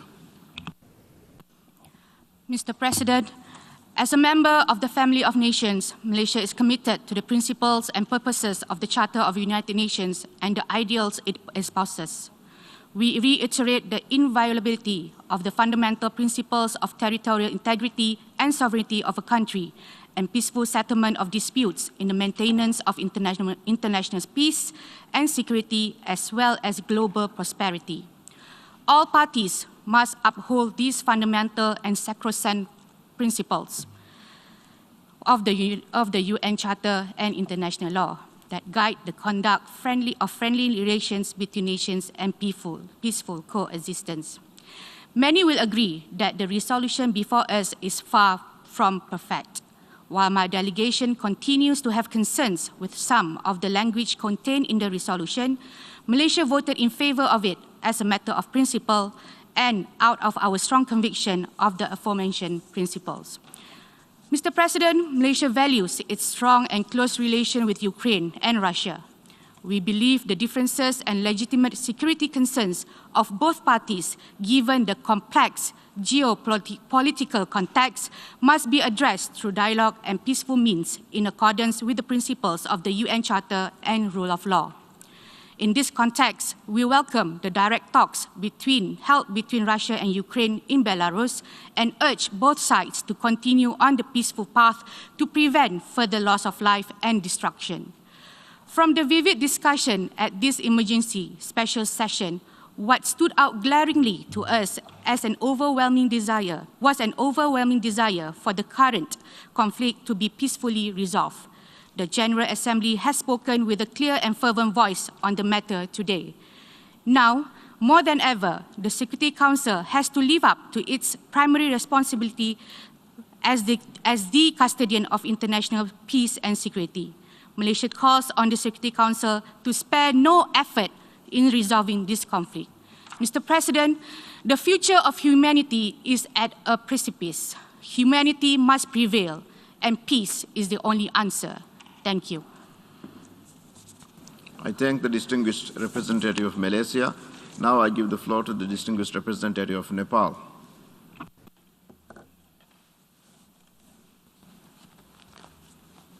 Mr. President, Mr. Secretary General, my delegation is distressed by the ongoing violence and conflict in Ukraine.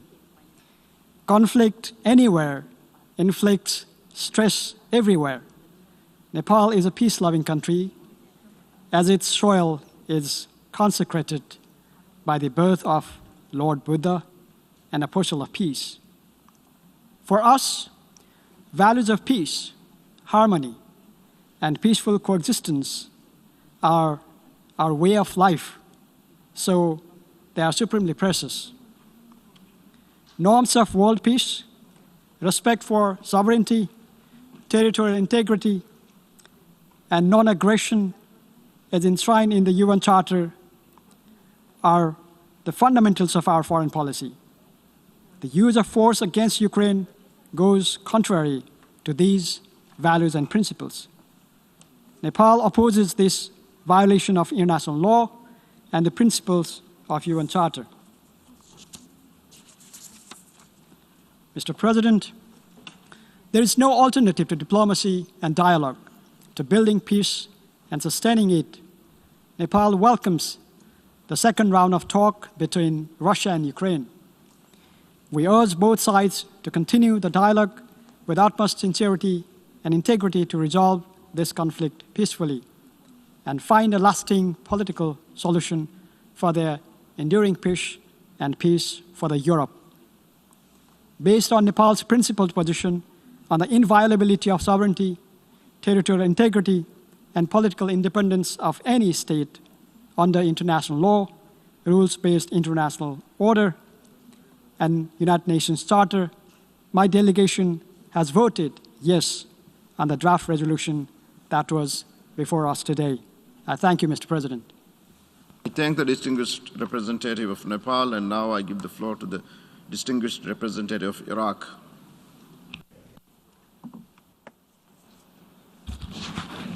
شكرا سيد الرئيس. Thank you, Mr. President. طلبنا المشاركة في إبداء تعليل إعلان التصويت بعد التصويت.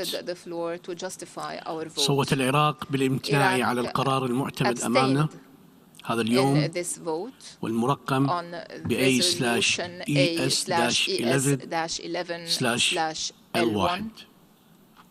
يأسف العراق لتدهور الأوضاع والتوتر الحاصل بين الاتحاد الروسي وأوكرانيا، ويدعو جميع الأطراف إلى حل الأزمة عبر تغليب لغة الحوار من خلال الوسائل الدبلوماسية والركون إلى طاولة المفاوضات لحل المشاكل العالقة بينهما، وبما يسهم في الحفاظ على السلم والأمن الدوليين وعدم تعريض الدول إلى أزمات اقتصادية وأمنية من جراء هذه الأزمة،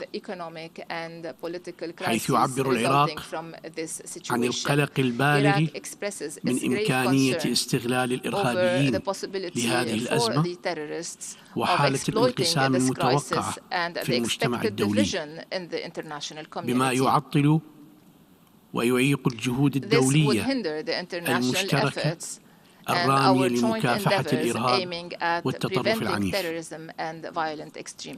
إن تبني العراق لهذا الموقف إنما جاء من الخلفية التاريخية التي مر بها العراق والمعاناة من الحروب المستمرة التي تعرضت لها الأجيال، حيث إن العراق وبشكل مبدئي لا يؤيد الحروب كحل للأزمات، ويؤكد على وجوب حل النزاعات بالطرق السلمية حفاظ على سلامة المدنيين. يدعو العراق جميع الأطراف إلى الالتزام بميثاق الأمم المتحدة والقانون الدولي، ويؤكد على ضرورة الحفاظ على أمن وسلامة البعثات الدبلوماسية ومواطنينا في ساحة الصراع. شكرا سيد الرئيس. I thank the distinguished representative of Iraq, and now I give the floor to the distinguished representative of Jordan.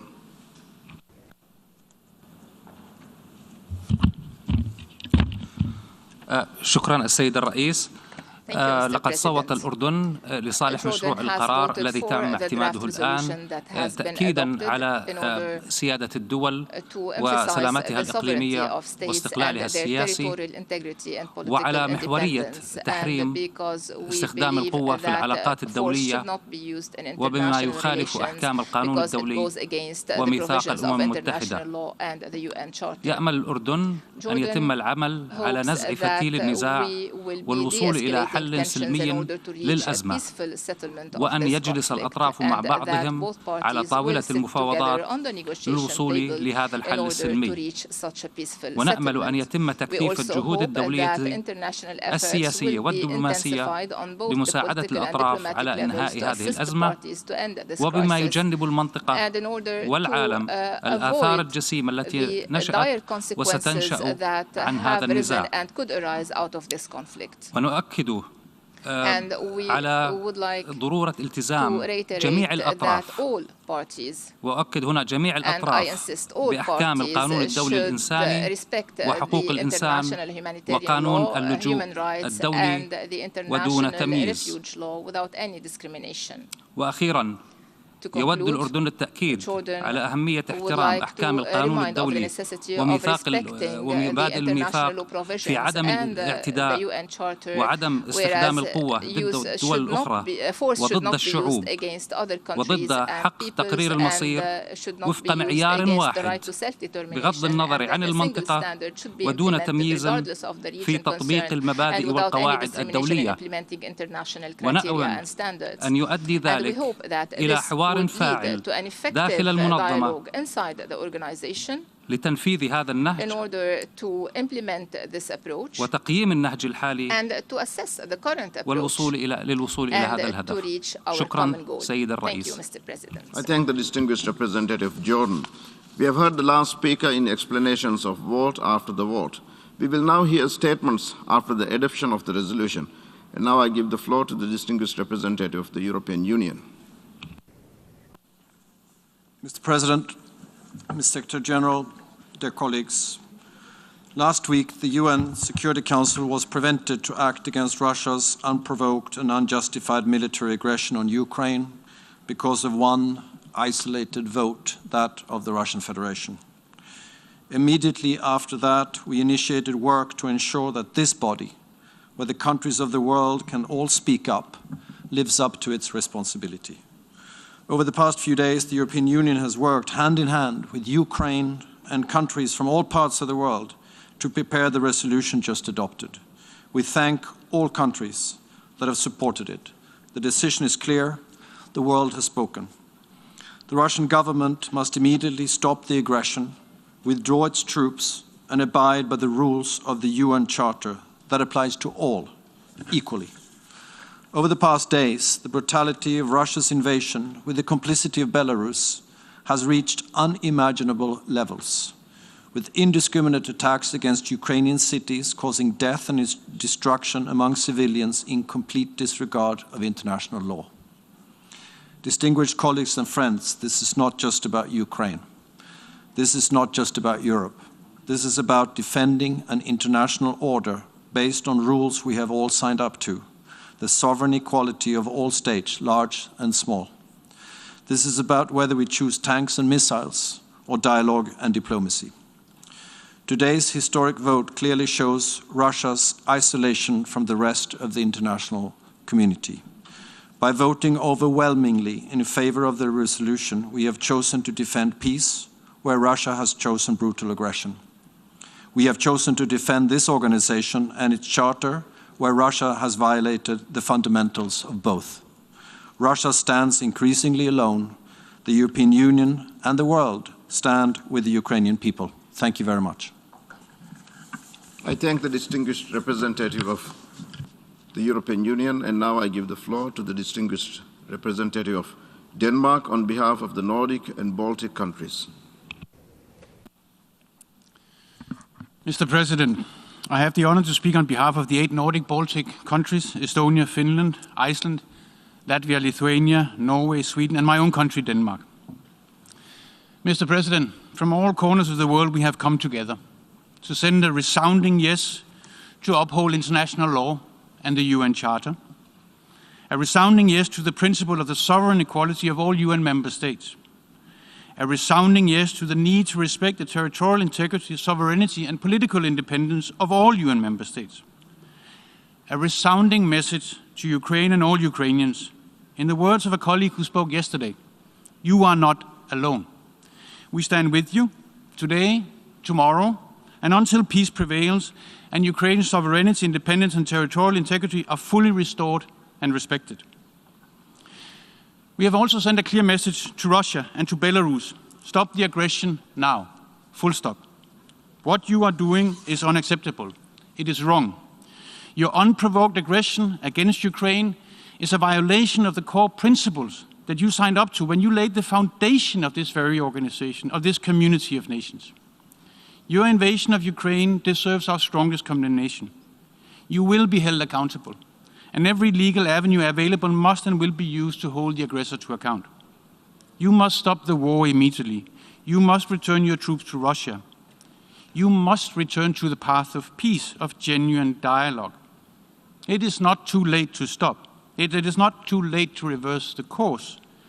It is not too late for you to return to this community where we believe, with all our faults and imperfections, in the principle of the sovereign equality of all. Mr. President, we are deeply concerned by the grave unfolding humanitarian crisis. We demand that all parties fully comply with their obligations under international humanitarian law and human rights law, protect civilians and critical civilian infrastructure, and ensure the safe, rapid, and unhindered humanitarian access and passage. Humanitarian and medical personnel, as well as hospitals and other medical facilities, must be protected. Mr. President, thousands of civilians have been killed, more have been injured, and close to 1 million innocent civilians have been forced to flee across borders. Even more have been internally displaced inside Ukraine. They are in need of help and assistance, without delay, without hindrance and preconditions. And we take this opportunity to salute and express our deepest respect, appreciation and admiration for the generous assistance and protection that Ukraine's neighbors have shown to all those fleeing the conflict, men, women and children from all corners of the world. Once again, we conclude by echoing the words of a peaceful protester who had written on her sign, "If Russia stops fighting, there will be no more war. If Ukrainians stop fighting, there will be no more Ukraine." I thank you.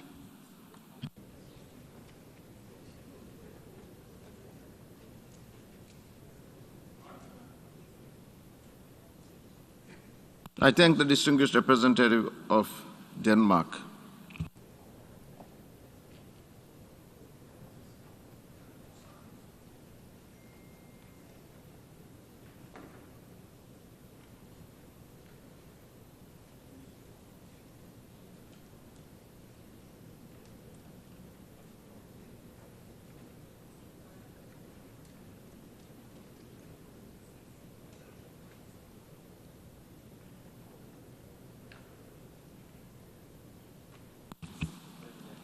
I now give the floor to the distinguished representative of Turkey.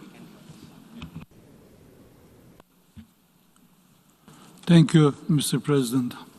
We thank you for convening this historic emergency special session of the General Assembly, a session that was called because the Security Council failed once again to fulfill its primary responsibility. A session that was convened due to the unjustified, illegal, and illegitimate act of aggression against a founding member of the United Nations by a permanent member of the very organ entrusted by the entire membership with preserving peace and security. A session that was held as a result of the use of veto power by the very member that's perpetrating the aggression. Mr. President, we are obliged to reiterate Russia's ongoing military offensive against Ukraine blatantly violates the fundamental rules of international law and the principles on which this august organization was founded. Rules and principles that aim to prevent wars and protect mankind from disastrous consequences. Consequences that we are unfortunately witnessing in and around Ukraine due to Russia's attacks. The international community could not have been as spectators to such an act of aggression. I am proud that as of today, it is not. With today's resolution, the United Nations emphasizes loud and clear that it stands against egregious violations of the independence, sovereignty, territorial integrity, and political unity of fellow member states. The membership is committed to preserving the letter and spirit of the fundamental constitutional document of our organization, the Charter. By adopting this resolution, the most democratic institution of the multilateral system denounces in the strongest possible terms Russia's aggression against Ukraine. We applaud the member states who contributed to the collective endeavor that culminated in today's outcome. You have stood firm in upholding full respect for the UN Charter and preserving the rules-based international order. We hope and trust that the calls and demands in this historic resolution will not fall on deaf ears. This body must follow through with its decision. Once again, we call on Russia to hear the demands of the global community and heed its own people's pleas to stop its military operations, withdraw all its forces from Ukraine, reverse its decision regarding the areas of Donetsk and Luhansk regions of Ukraine and its annexation of Crimea, and return to diplomacy and dialogue without delay.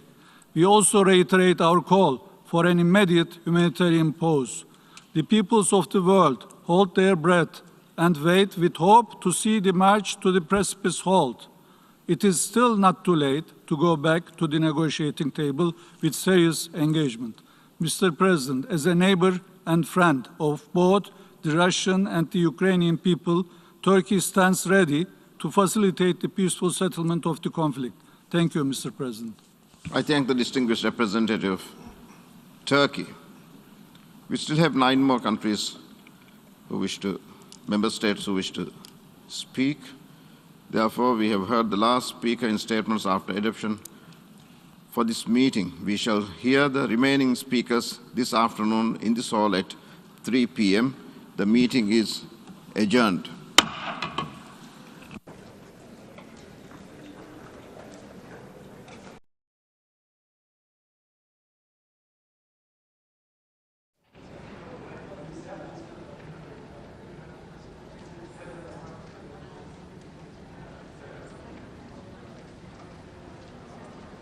Just a heads up that the meeting has adjourned, so the President of the General Assembly will be out soon.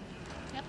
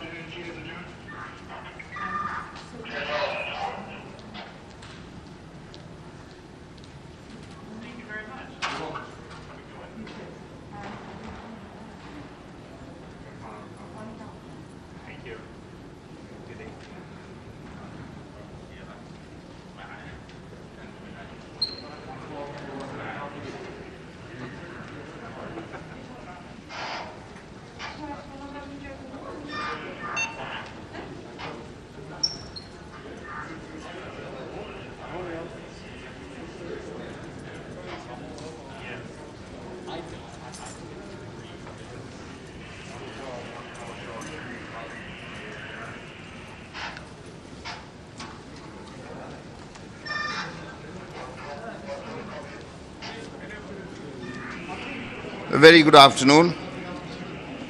Resolution ES-11/1 passed today with the support of 141 member states. It reflects the international community's grave concerns about the ongoing situation in Ukraine and reiterates the call for an immediate ceasefire, unhindered access for humanitarian support, and return to dialogue and diplomacy.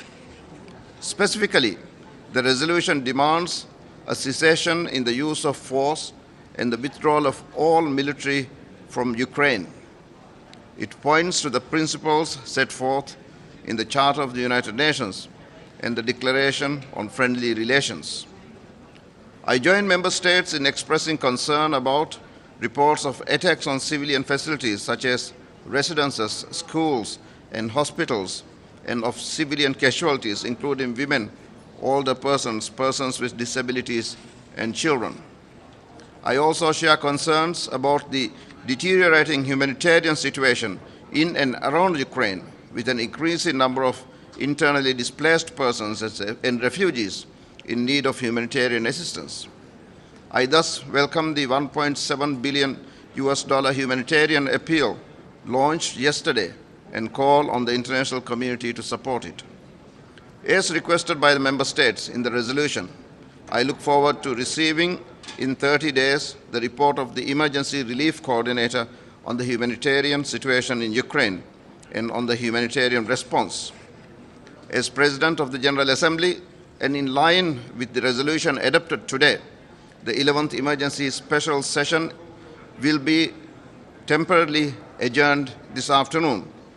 I stand ready to resume the session upon the request of member states. I thank you. Mr. President, one question.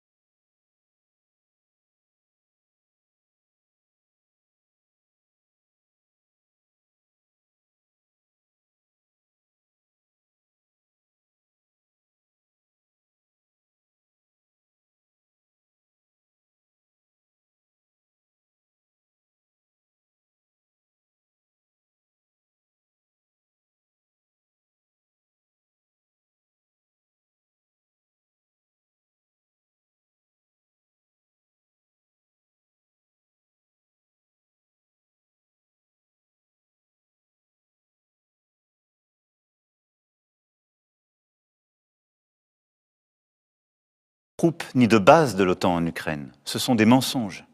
La Russie n'est pas agressée, elle est l'agresseur. Cette guerre est encore moins, comme une propagande insoutenable voudrait le faire penser, une lutte contre le nazisme, c'est un mensonge. Une insulte à l'histoire de la Russie et de l'Ukraine, à la mémoire de nos aînés qui ont combattu côte à côte contre le nazisme. Les dirigeants russes s'en prennent à la mémoire de la Shoah en Ukraine, comme ils s'en prennent en Russie à la mémoire des crimes du stalinisme. Cette guerre est le fruit d'un esprit de revanche, nourri d'une lecture révisionniste de l'histoire de l'Europe, qui voudrait la renvoyer aux heures les plus sombres des empires, des invasions, des exterminations. À cette violation flagrante de l'intégrité du territoire et de la souveraineté d'un pays européen, la France et l'Europe ont répondu immédiatement, unanimement, fermement. Nous l'avons fait en étroite coordination avec les Britanniques, les Canadiens, les Américains, les Japonais et tant d'autres pays. D'abord, en soutenant le peuple ukrainien, par des convois humanitaires, ainsi que par la livraison de matériel et d'équipements pour se défendre. Ensuite, en agissant avec les autres nations pour que les dirigeants russes entendent que le choix de la guerre mettrait leur pays au banc des peuples et de l'histoire. Une résolution a été votée au Conseil de sécurité des Nations Unies sur les violations du droit international commises par Moscou. Et cet après-midi même, l'Assemblée générale des Nations Unies a condamné par un vote écrasant cette agression. La communauté internationale a ainsi montré son unité. Les équipes sportives de Russie ont été exclues des grandes compétitions internationales et nombre de grands événements sportifs et culturels ont été annulés. Nous continuons et continuerons un travail acharné afin de conduire sur tous les continents les nations à condamner l'invasion, à exiger le cessez-le-feu et le respect des opérations humanitaires sur le sol ukrainien. Nous avons pris, de manière rapide et proportionnée, des sanctions à l'égard de la Russie et de ses dirigeants. Les avoirs de plusieurs centaines de personnalités russes proches du pouvoir ont ainsi été gelés en France et à l'étranger. Plusieurs grandes banques russes ont été exclues des systèmes de paiement internationaux, rendant impossible nombre de transactions et entraînant la chute du rouble. Les organes de propagande russes viennent de cesser d'émettre en Europe. Sur le terrain, nous nous sommes donné les moyens de protéger nos ressortissants en organisant le transfert de notre ambassade d'une ville à l'autre en Ukraine et en permettant à tous les Français ou binationaux qui le souhaitent de pouvoir quitter le pays dans les meilleurs délais.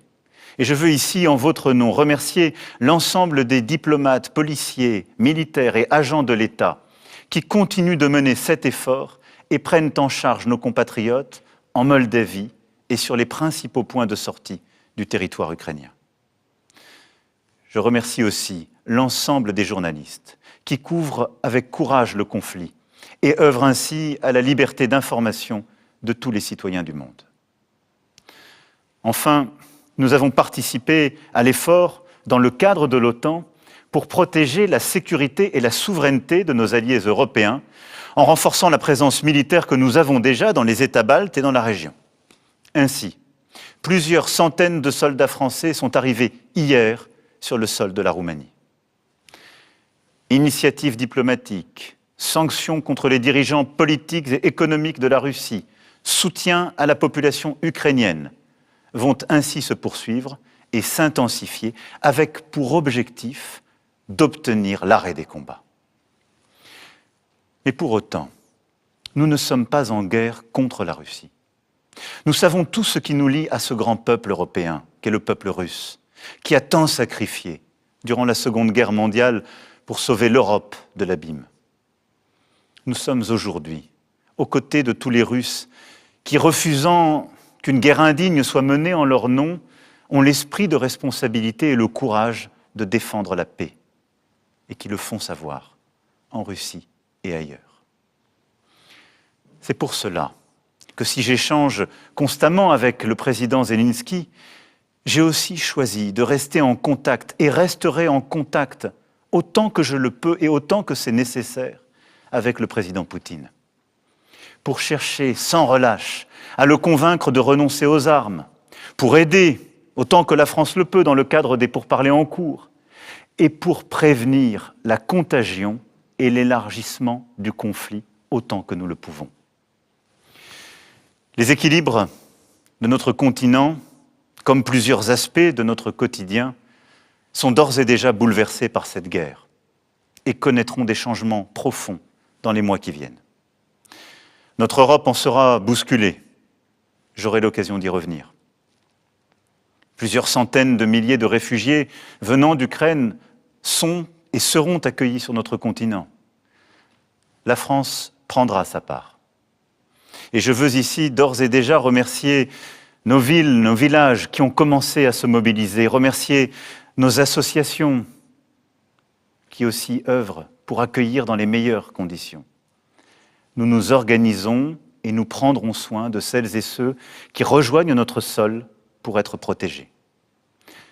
La France prendra aussi sa part en accueillant les enfants forcés à l'exil, séparés de leurs pères restés combattre, et ce, en étroite collaboration avec les associations, les organisations non gouvernementales qui œuvrent déjà sur place et dans notre pays. Notre agriculture, notre industrie, nombre de secteurs économiques souffrent et vont souffrir, soit parce qu'ils dépendent des importations de matières premières venues de Russie ou d'Ukraine, soit parce qu'ils exportent vers ces pays. Notre croissance, aujourd'hui au plus haut, sera immanquablement affectée. Le renchérissement du prix du pétrole, du gaz, des matières premières a et aura des conséquences sur notre pouvoir d'achat. Demain, le prix du plein d'essence, le montant de la facture de chauffage, le coût de certains produits risquent de s'alourdir encore. Alors, face à ces conséquences économiques et sociales, je n'ai et n'aurai qu'une boussole: vous protéger. Nous épaulerons les secteurs économiques les plus exposés en recherchant de nouveaux fournisseurs, de nouveaux débouchés commerciaux. Et c'est à cette fin que je me suis entretenu avec des homologues américains, européens, moyen-orientaux. Nous apporterons des réponses adaptées face aux perturbations des flux commerciaux et à l'augmentation des prix. Et j'ai demandé au Premier ministre d'élaborer pour les prochains jours un plan de résilience économique et sociale pour répondre à toutes ces difficultés. Mais ne nous trompons pas. Ces événements n'auront pas seulement des conséquences immédiates à la trame de quelques semaines. Ils sont le signal d'un changement d'époque. La guerre en Europe n'appartient plus à nos livres d'histoire ou nos livres d'école, elle est là, sous nos yeux. La démocratie n'est plus considérée comme un régime incontestable, elle est remise en cause, sous nos yeux. Notre liberté, celle de nos enfants, n'est plus un acquis, elle est plus que jamais un système de courage, un combat de chaque instant. À ce retour brutal du tragique dans l'histoire, nous nous devons de répondre par des décisions historiques.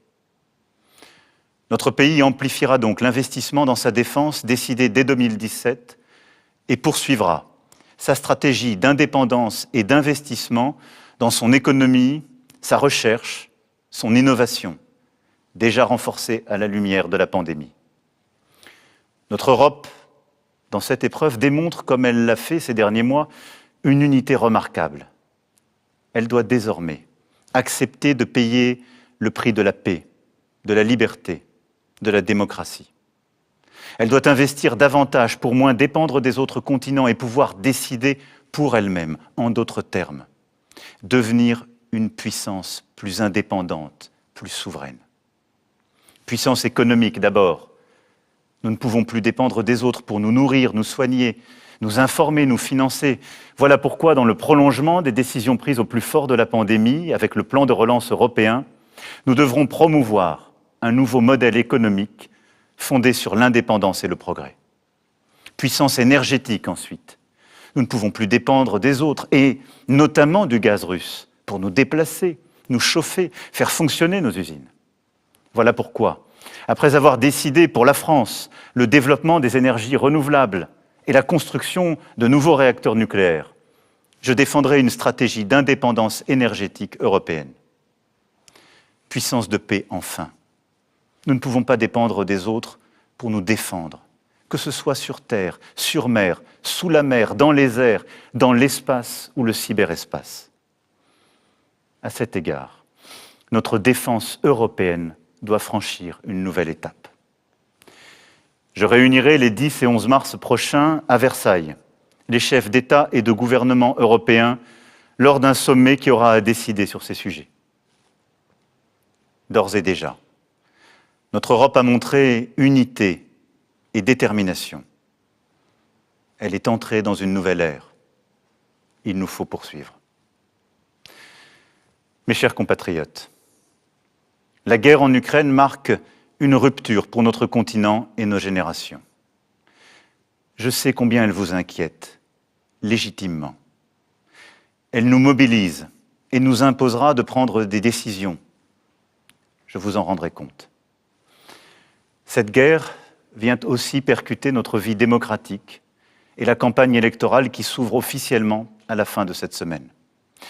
Cette campagne permettra un débat démocratique important pour la nation, mais qui ne nous empêchera pas de nous réunir sur l'essentiel. Je sais pouvoir compter sur vous. Votre attachement à la liberté, à l'égalité, à la fraternité, à la place de la France dans le monde. Je ne cesserai jamais de les défendre et de les porter haut en votre nom. Vive la République, vive la France.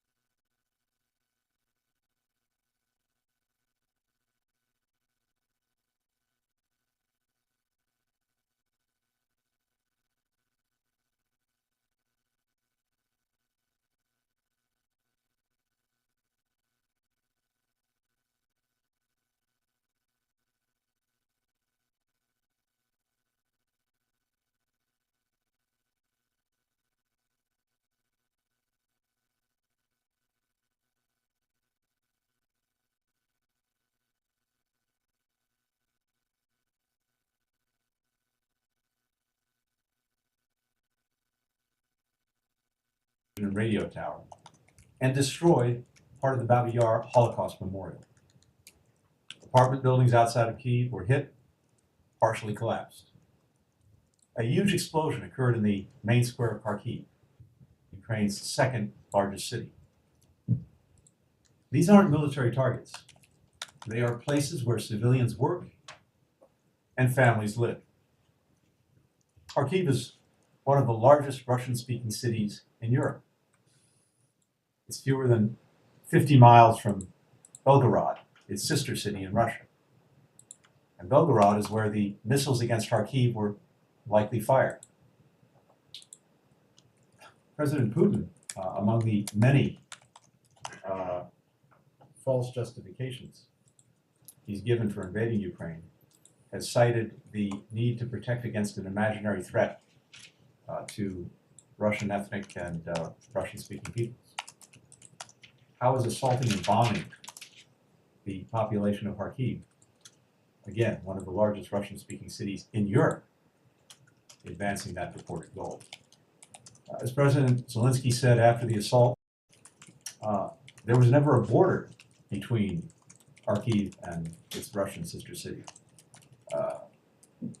Two cities are joined in the hearts of Ukrainian and Russian people living on either side. Among the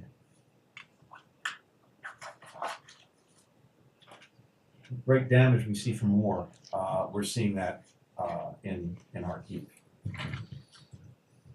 We've also seen that the International Court of Justice has announced that it will hold hearings on Russia's actions.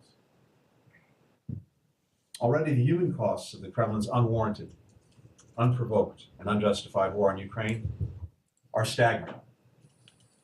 Hundreds, if not thousands, of civilians have been killed and wounded. There are now more than 174,000 refugees who sought safety in nearby countries. Millions of Ukrainians still in Ukraine are sheltering wherever they can, including children receiving cancer treatment, who are now living in the basements of Ukraine's children's hospitals, with doctors and nurses doing their best to care for them as explosions boom overhead. This is shameful. The numbers of civilians killed and wounded, the humanitarian consequences, will only grow in the days ahead. In the face of this violence, the courage of the Ukrainian people is inspiring the world. As President Biden said in his State of the Union address last night, the response to Russia's war has been unity. Unity among world leaders, unity in Europe, unity among people gathering around the world to protest President Putin's war of choice, including thousands of people in Russia and Belarus coming out to protest peacefully, even though they know what they risk in so doing.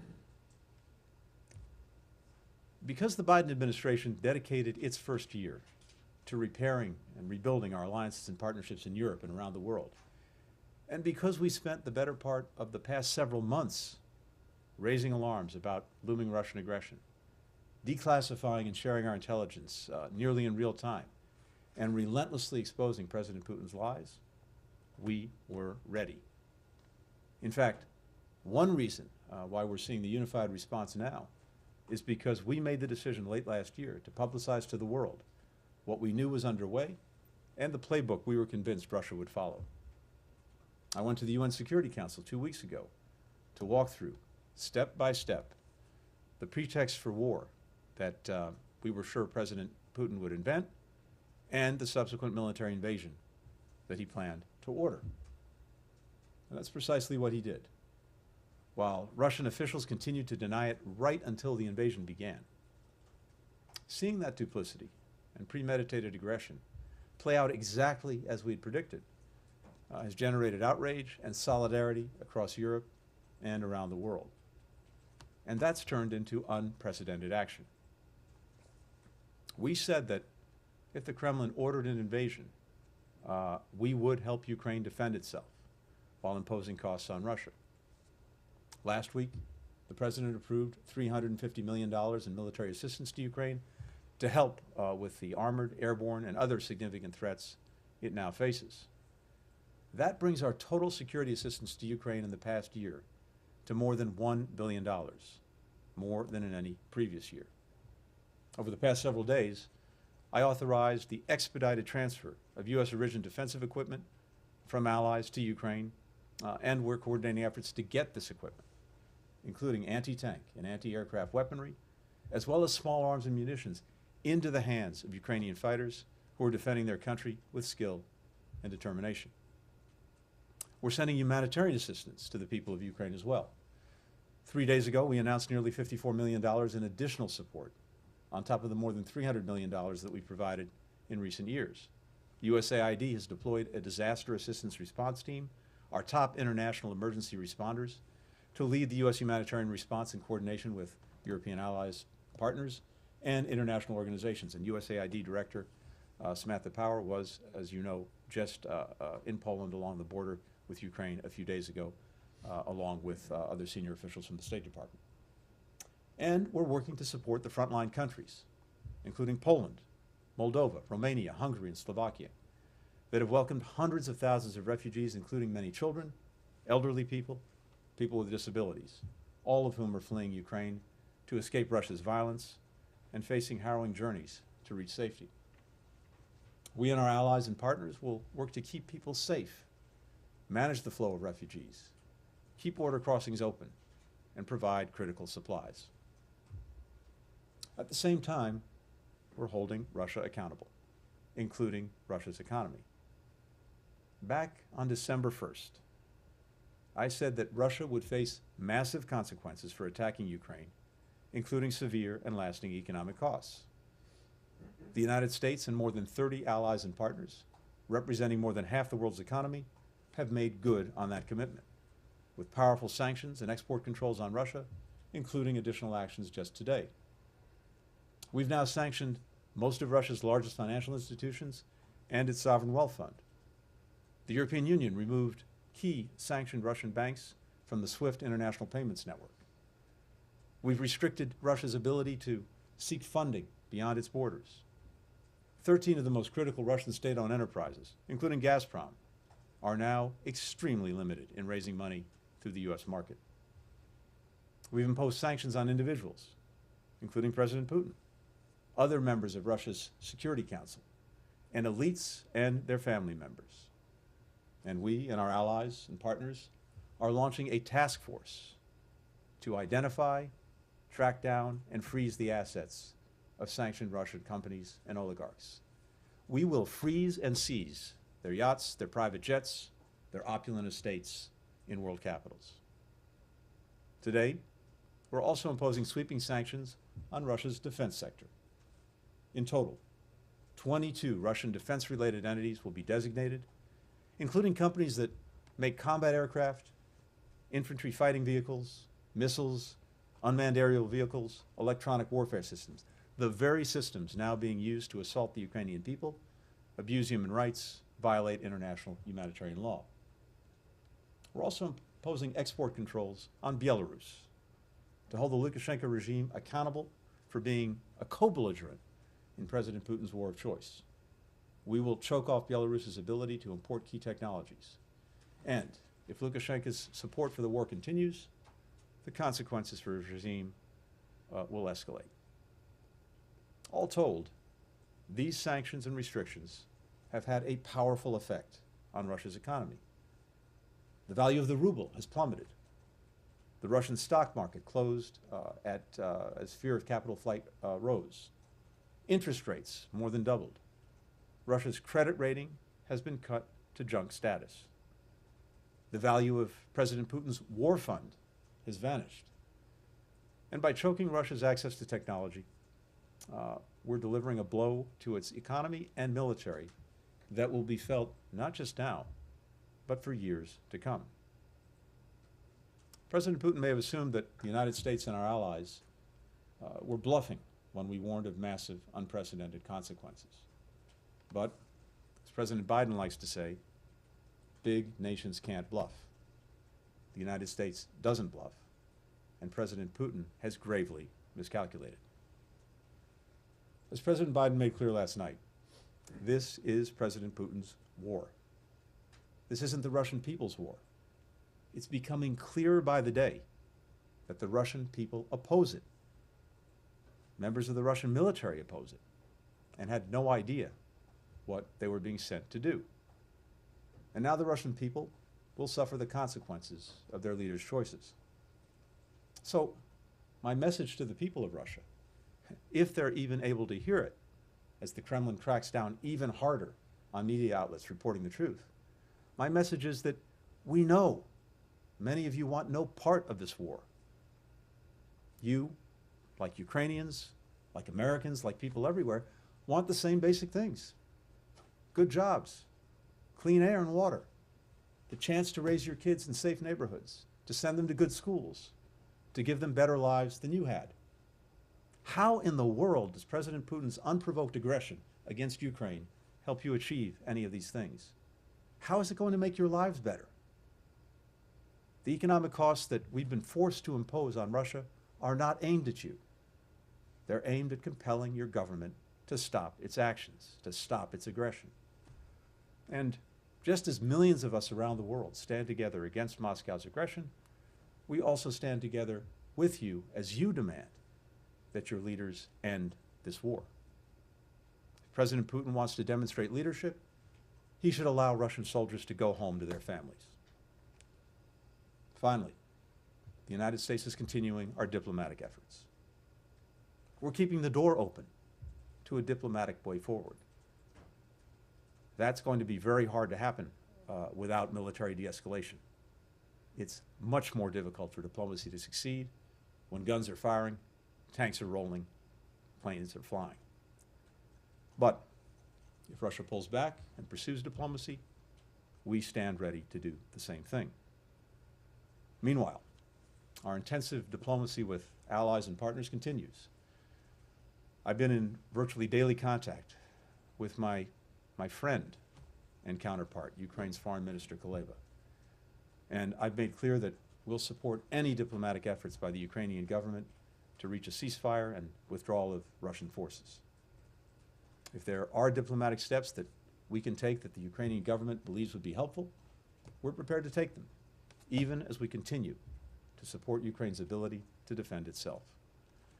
Tomorrow, I'll travel to Brussels, where I'll meet with our NATO, European Union, and G7 allies and partners to continue our coordination, to commend them on the unprecedented steps that they've taken to support Ukraine and hold Russia to account, and to reaffirm our Article 5 commitment that an attack on any NATO member is an attack on all. From there, I'll travel to Poland, which is already hosting hundreds of thousands of Ukrainian refugees, with tens of thousands arriving by the day. And then to Moldova, which is also hosting Ukrainian refugees, and where Russian troops have been occupying territory against the will of the people for years. And then I'll go on to the Baltic countries, to Latvia, Lithuania, Estonia, which are facing a renewed threat from Russia themselves as President Putin seeks to reassert Russia's dominance over former Soviet republics. Latvia, Lithuania, Estonia are our NATO allies. And as President Biden has said, we will defend every inch of NATO territory against any aggression, from Russia or otherwise. Finally, I want to note the consequential and historic vote that just took place in the United Nations. 141 member states voted in favor of a resolution reaffirming Ukraine's sovereignty and territorial integrity and condemning Russia's invasion of another member state. As this vote revealed, the overwhelming majority of the international community stands in strong support of the core principles of the United Nations and upholding the UN Charter, and stands against Russia's reckless attempts to change the borders of another sovereign country by force to replace its will for the will of the Ukrainian people. As 141 member states of the United Nations know, more is at stake even than the conflict in Ukraine itself and the freedom and security of Ukraine and its people. This is a threat to stability in Europe and to the entire rules-based order, which has been the foundation of security and prosperity for people around the world for nearly 80 years. In this time of uncertainty, we have a clear way forward. Help Ukraine defend itself, support the Ukrainian people, hold Russia accountable, and persist with diplomacy. President Putin is more isolated from the world than ever before. As President Biden predicted last night, when the history of this era is written, Russia's war on Ukraine will have left Russia weaker and the rest of the world stronger. And in the days ahead, we'll continue to draw inspiration from the iron will of the Ukrainian people. With that, happy to take some questions. Hello, Mr. Secretary. Thanks for being here. I just want to ask you, what is the U.S. assessment on Putin's state of mind? You said that he's more isolated than before. Do you worry that this isolation might prompt him to lash out and do something even more dramatic than we've so far seen on the ground? And I also want to ask you, I'm sure you've seen that there are Americans who have expressed their desire to go and join the fight in Ukraine. What is your message to them? Thank you. Thanks. I can't put myself in President Putin's mind or state of mind. All that we can focus on are the actions that he's taking and our response to those actions. I said before, one of the Achilles heels of autocracies is the inability to speak truth to power. I don't know who said what to President Putin before he launched this aggression. I don't know who's saying what to him now. But again, all of that is speculation. We can't put ourselves in his mindset. All we can do is what we're doing, which is to be very clear in how we'll respond to the actions that he takes, to continue to work in unity with allies and partners in support of Ukraine, in defense of Ukraine, to help its people, to help those who've been forced to flee, and if there are any diplomatic opportunities to pursue those. But we're focused less on what President Putin thinks or may think, and more on what he does.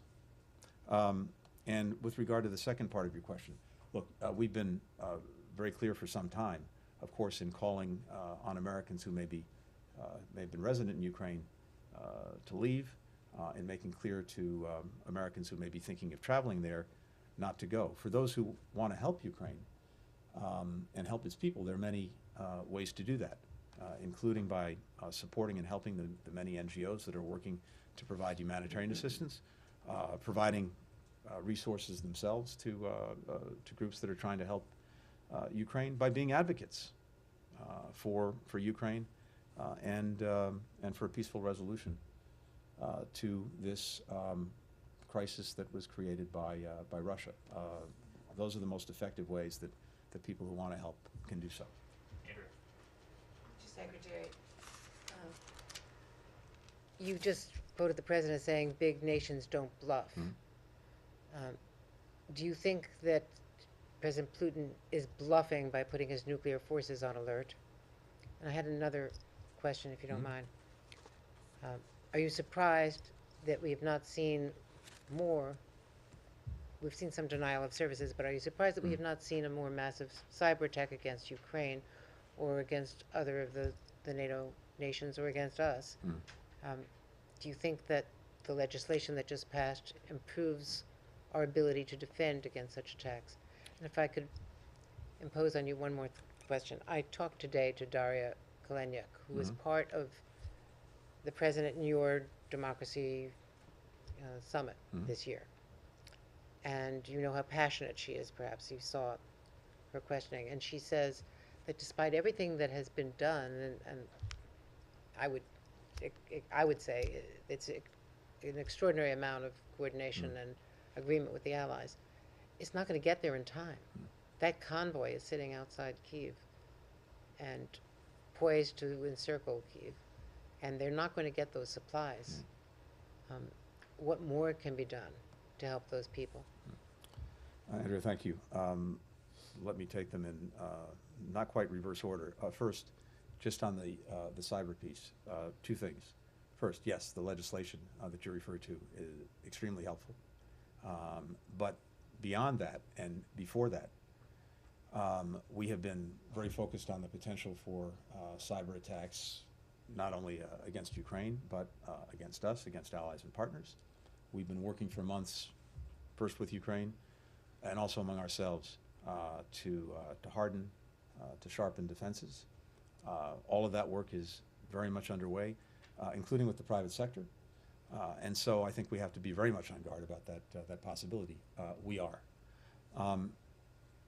With regard to assistance to Ukraine, here's what I can tell you.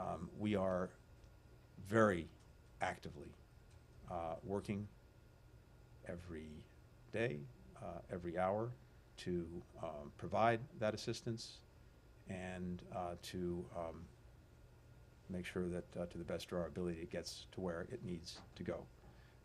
And this is not just us, this is many countries in Europe. We're coordinating a lot of efforts to do that, and my own assessment right now is that the vitally needed assistance is getting to where it needs to go. With regard to President Putin's statements on Russia's nuclear posture, first, as you know, Russia and the United States have long agreed that the actual use of nuclear weapons would be devastating and have devastating consequences for the entire world. And as we've stated many times, including earlier this year, following the meeting between President Biden and President Putin in Geneva, both of our countries have stated that a nuclear war cannot be won and must never be fought. That was a key reaffirmation coming out of the meeting between President Biden and President Putin back in June. Provocative rhetoric about nuclear weapons is the height of irresponsibility. It's dangerous. It adds to the risk of miscalculation. It needs to be avoided. We've assessed President Putin's directive and his statements, and at this time we see no reason to change our own alert levels. Thanks. Matt. Mr. Secretary, thank you. You mentioned the vote in the UN, which was by, it was overwhelming, as you said. And the countries that voted against, the 5 countries who voted against, no surprise, Belarus, Eritrea, North Korea, Syria, and Russia. But I'm wondering if you have any thoughts about the abstentions, particularly from Latin America, Cuba, Nicaragua, Venezuela, who stayed out. These are countries that are no stranger to larger powers, who shall go unnamed, getting involved in their internal policy. I'm wondering if that says anything to you. And then secondly, on the prospects for diplomacy with Russia, which you said you're keeping the door open to. I mean, really, what are the prospects for? What are the chances of that happening? And is there, if there is an open door, is it just for Ukraine and potentially the Iran talks in Vienna, or are you open to the whole gamut of things, the arms control, climate, any number of other things? Thank you.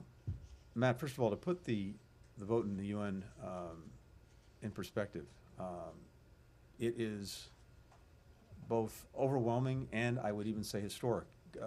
Go back to 2014 when the General Assembly pronounced itself on Russia's initial aggression against Ukraine. The votes in favor of that resolution were 100. Then go to the horrific actions that the Assad regime took in Aleppo. The vote there was 120 in favor of a resolution condemning the actions of the Assad regime.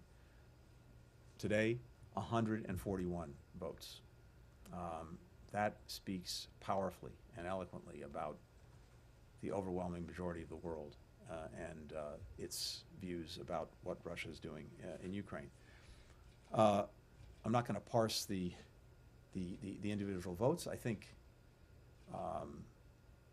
in some cases, an abstention actually speaks loudly itself, as opposed to a no vote. So I think you have to look at some of the individual countries, assess their relationship with Russia and look at how they voted in that context. For the small number that voted against, Belarus, the DPRK, Eritrea, Syria, as well as, of course, Russia, as Groucho Marx once sort of said, this is not very much a club that I would want to be a member of. Olga Koshelenko. Oh, wait, sorry, on the prospects for diplomacy. Oh, I'm sorry. Yes.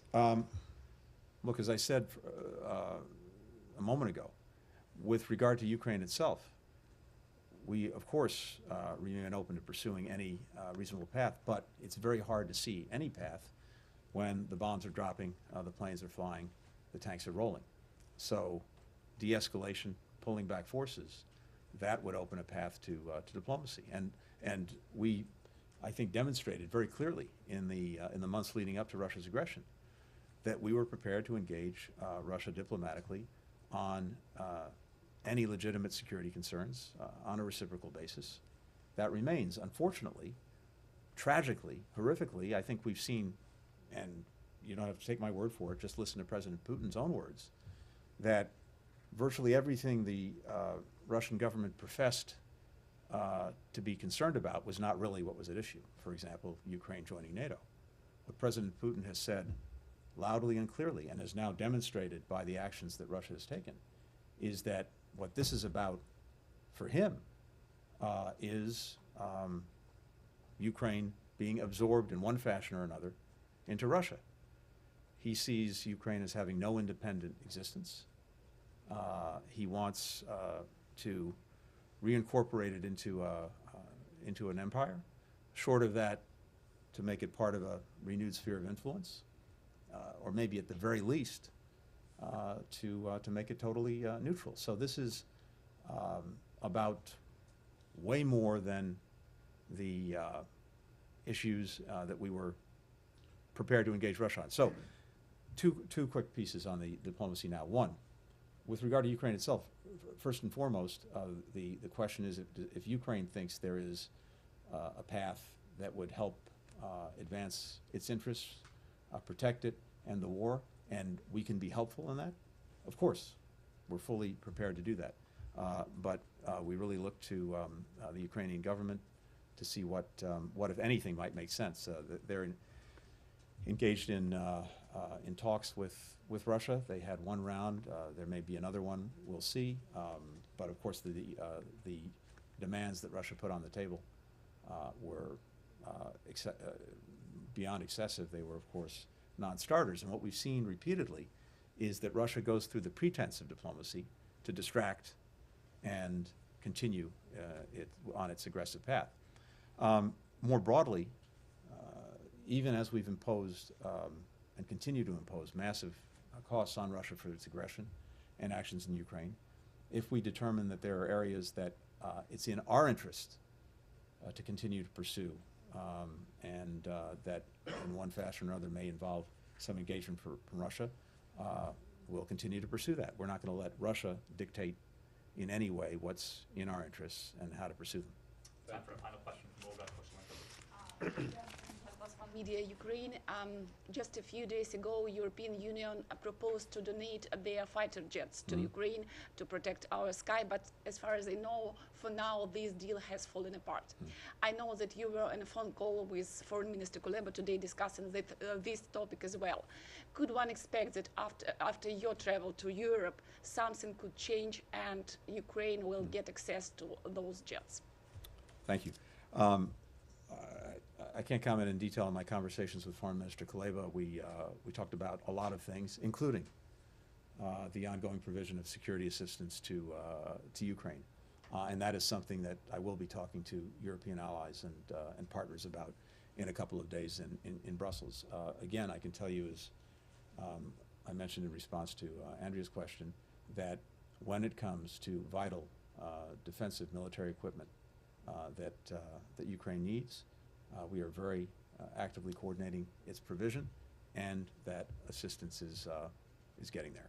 But we'll probably have more to say in the next couple of days. Thank you, Mr. Secretary. Thank you very much. Thanks, everyone. Thank you very much. Thank you. Sir, do you think that Russia is deliberately targeting civilians? You said they're hitting schools and hospitals.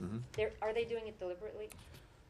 We've certainly seen in the past that one of Russia's methods of war is to be absolutely brutal in trying to cow the citizenry of a given country.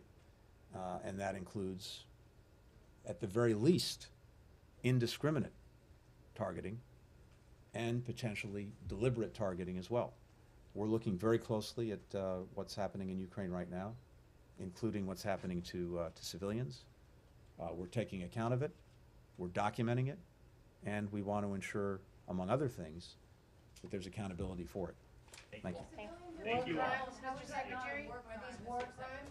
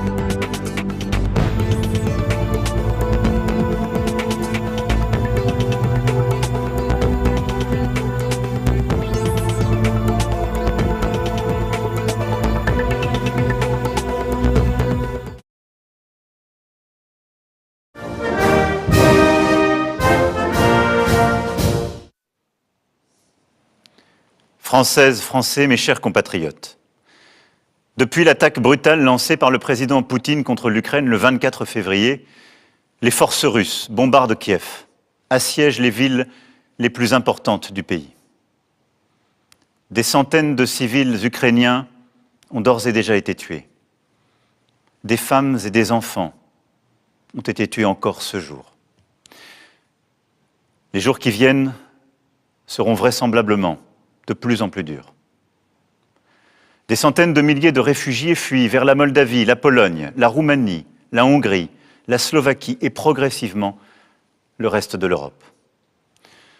Dans cette épreuve sans précédent, depuis nombre de décennies, nous nous tenons aux côtés de l'Ukraine. Je salue ce soir le courage du peuple ukrainien qui résiste sous le feu des armes. Et en votre nom, j'adresse au président Volodymyr Zelensky le soutien fraternel de la France. Il est aujourd'hui, à la tête de son peuple si courageux, le visage de l'honneur, de la liberté, de la bravoure. Ni la France, ni l'Europe, ni l'Ukraine, ni l'Alliance atlantique n'ont voulu cette guerre. Nous avons au contraire tout fait pour l'éviter.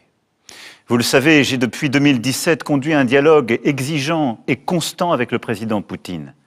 Et face à l'aggravation des tensions, je me suis rendu à Moscou, puis à Kiev, les 7 et 8 février derniers, pour rechercher des alternatives à un conflit armé. Plusieurs autres dirigeants européens ont d'ailleurs accompagné cet effort. Le président des États-Unis d'Amérique a manifesté quant à lui sa disponibilité pour négocier, après avoir rencontré physiquement le président Poutine en juin 2021 à Genève. C'est donc bien seul et de manière délibérée que, reniant un à un les engagements pris devant la communauté des nations, le président Poutine a choisi la guerre. Cette guerre n'est pas un conflit entre l'OTAN et l'Occident d'une part et la Russie d'autre part, comme certains peuvent l'écrire. Il n'y a pas de troupes ni de bases de l'OTAN en Ukraine. Ce sont des mensonges. La Russie n'est pas agressée, elle est l'agresseur. Cette guerre est encore moins, comme une propagande insoutenable voudrait le faire penser, une lutte contre le nazisme, c'est un mensonge. Une insulte à l'histoire de la Russie et de l'Ukraine, à la mémoire de nos aînés qui ont combattu côte à côte contre le nazisme. les dirigeants russes s'en prennent à la mémoire de la Shoah en Ukraine, comme ils s'en prennent en Russie à la mémoire des crimes du stalinisme. Cette guerre est le fruit d'un esprit de revanche, nourri d'une lecture révisionniste de l'histoire de l'Europe, qui voudrait la renvoyer aux heures les plus sombres des empires, des invasions, des exterminations. À cette violation flagrante de l'intégrité du territoire et de la souveraineté d'un pays européen, la France et l'Europe ont répondu immédiatement, unanimement, fermement. Nous l'avons fait en étroite coordination avec les Britanniques, les Canadiens, les Américains, les Japonais et tant d'autres pays. D'abord, en soutenant le peuple ukrainien, par des convois humanitaires, ainsi que par la livraison de matériel et d'équipements pour se défendre. Ensuite, en agissant avec les autres nations pour que les dirigeants russes entendent que le choix de la guerre mettrait leur pays au banc des peuples et de l'histoire. Une résolution a été votée au Conseil de sécurité des Nations Unies sur les violations du droit international commises par Moscou. Et cet après-midi même, l'Assemblée générale des Nations Unies a condamné par un vote écrasant cette agression.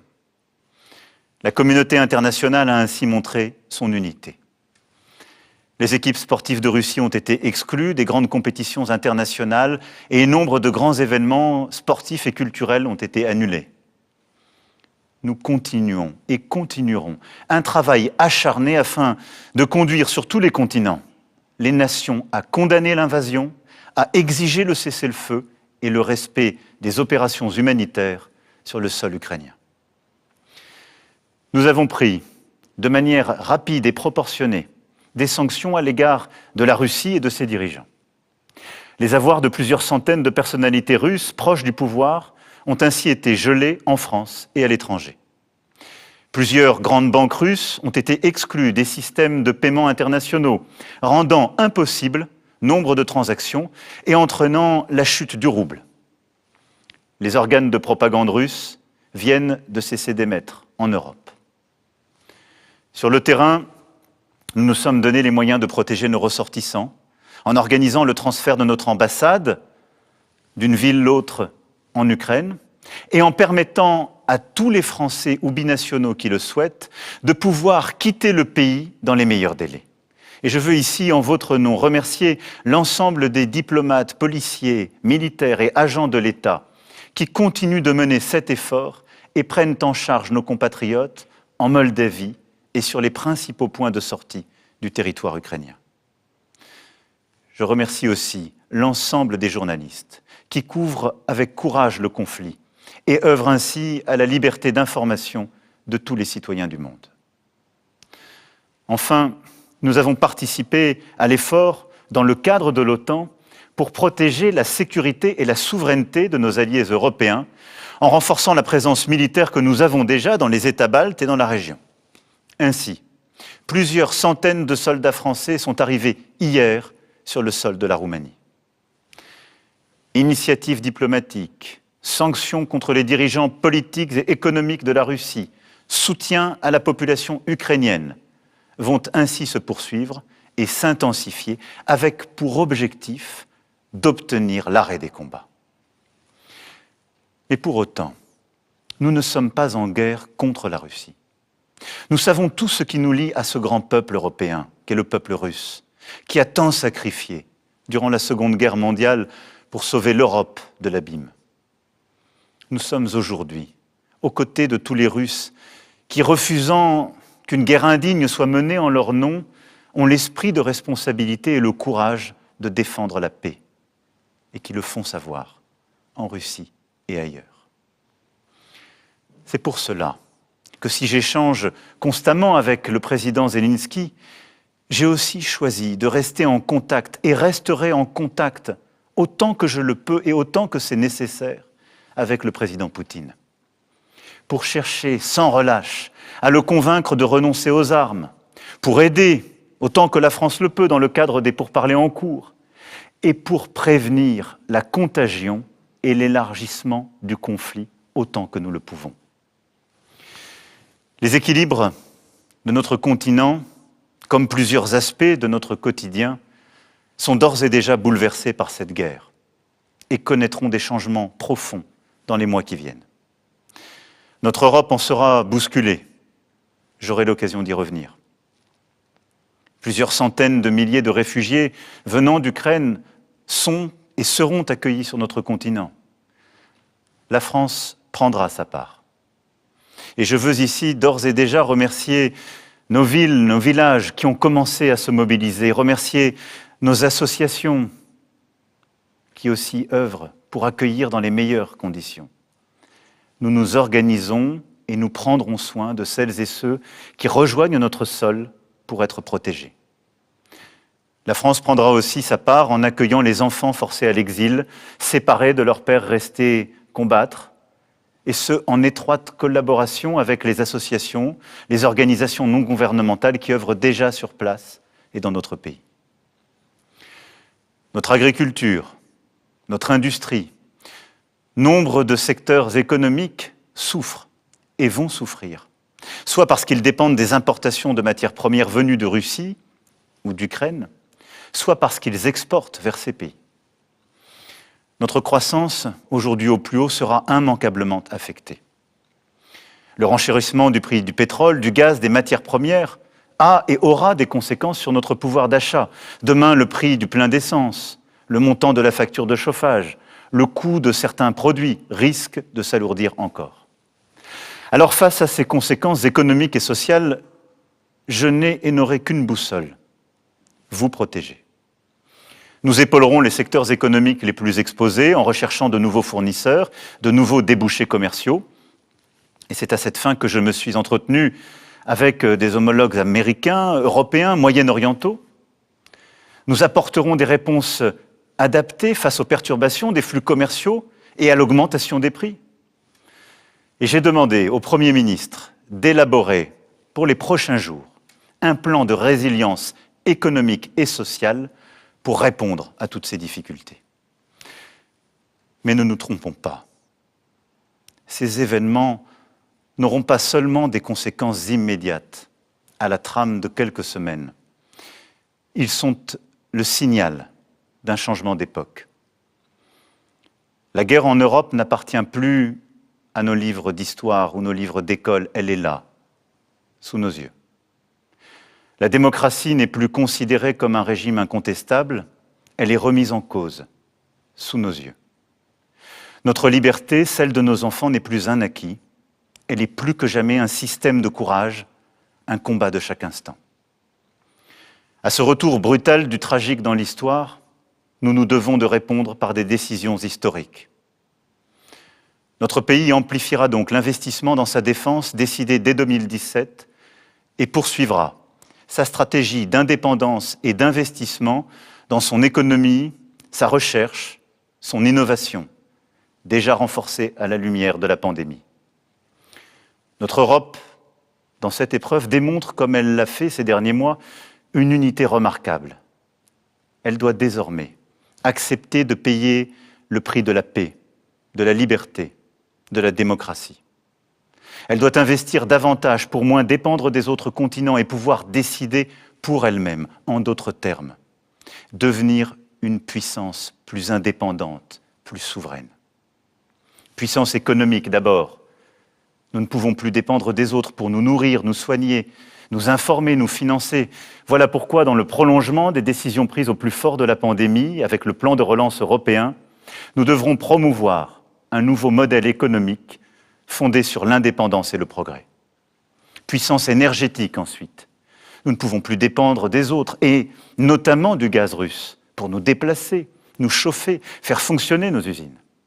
Voilà pourquoi, après avoir décidé pour la France le développement des énergies renouvelables et la construction de nouveaux réacteurs nucléaires, je défendrai une stratégie d'indépendance énergétique européenne. Puissance de paix enfin. Nous ne pouvons pas dépendre des autres pour nous défendre, que ce soit sur terre, sur mer, sous la mer, dans les airs, dans l'espace ou le cyberespace.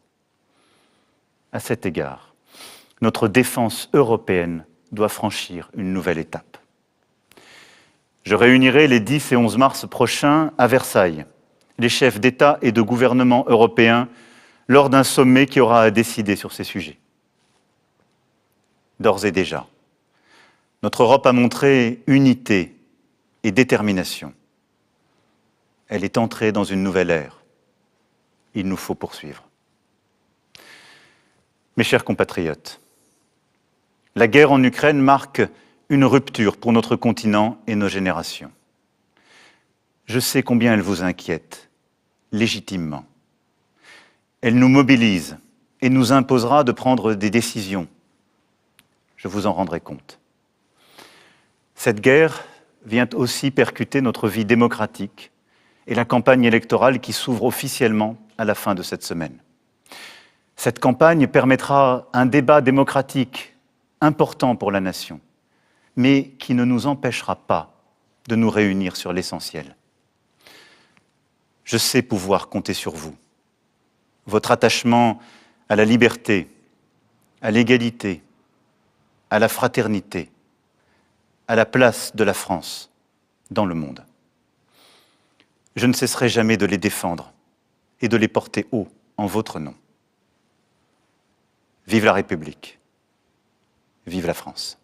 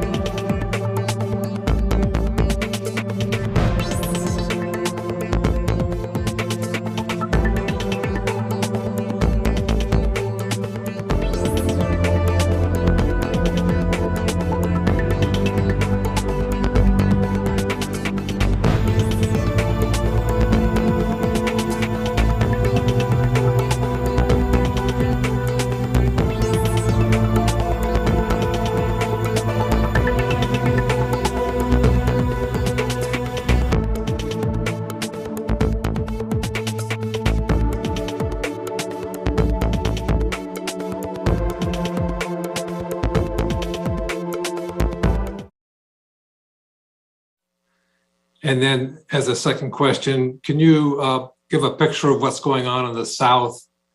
Are the Russian forces that made the amphibious landing, are they expanding or extending that part of the campaign? Thank you very much. Yes, sir. So on the convoy, what I would tell you is we still assess that that convoy, but more broadly speaking, the northern push by the Russians down towards the south, towards Kyiv, remains stalled. They haven't, from our best estimates, have not made any appreciable progress, geographically speaking, in the last 24 to 36 hours. And again, nothing very significant. It is difficult for us to know with great specificity all that is going into this stall, if you will. But in general, we believe that there's a couple of reasons for that. One, we believe the Russians are deliberately actually regrouping themselves and reassessing the progress that they have not made and how to make up the lost time. Two, we do believe that they have experienced logistics and sustainment challenges that we don't believe they have fully anticipated. And three, they are getting resistance from the Ukrainians. We have some indications, nothing that we can 100% independently verify, but we have some indications that the Ukrainians have in fact tried to slow down that convoy. And we have no reason to doubt those reports, but again, we can't speak to it in great specificity. In the south, the Russian forces appear to be experiencing, in general, less resistance than they are up in the north.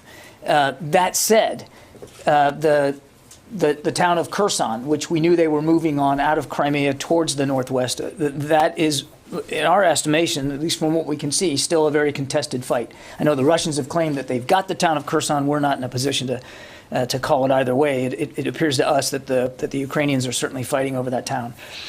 Coming out of Crimea to the northeast, we knew that they were advancing on Mariupol, a major population center in the south.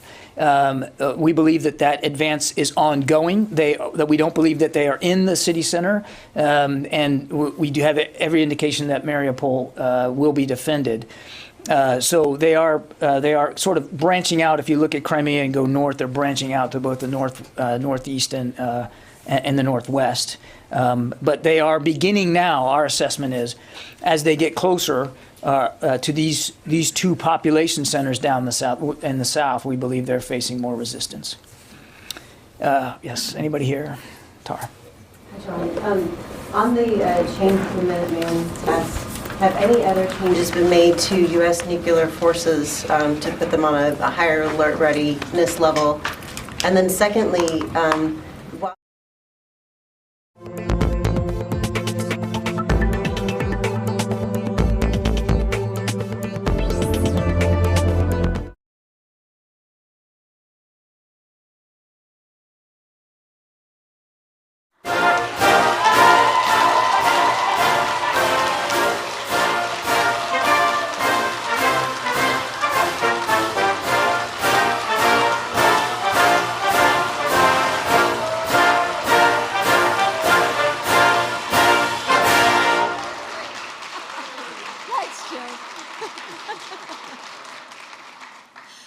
Hi. Thank you. Well, and that's the band, I presume, right? Thank you to the band. Great job. Great job. You know, it's wonderful to be in Superior and Duluth, and places that mean so much to Joe and me, and with all of our friends. Governor Walz, Tim and Gwen, we were just together at a child care event just a couple weeks ago. Tony and Kathy, thank you for welcoming us. And thank you to all of our elected leaders. So we traveled here just an hour ago, I guess, from Washington. And you really have a great bunch of representatives with lots of energy, and they're a lot of fun to travel with.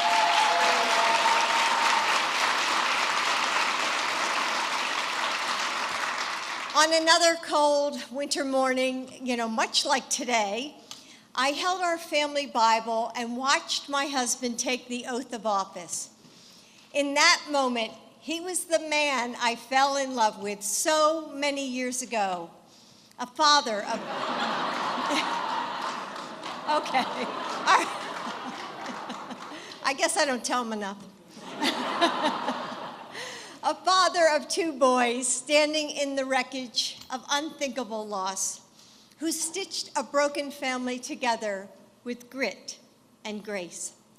He was the man who took the train home to Delaware every night because he knew that showing up for the smallest moments can sometimes mean the most.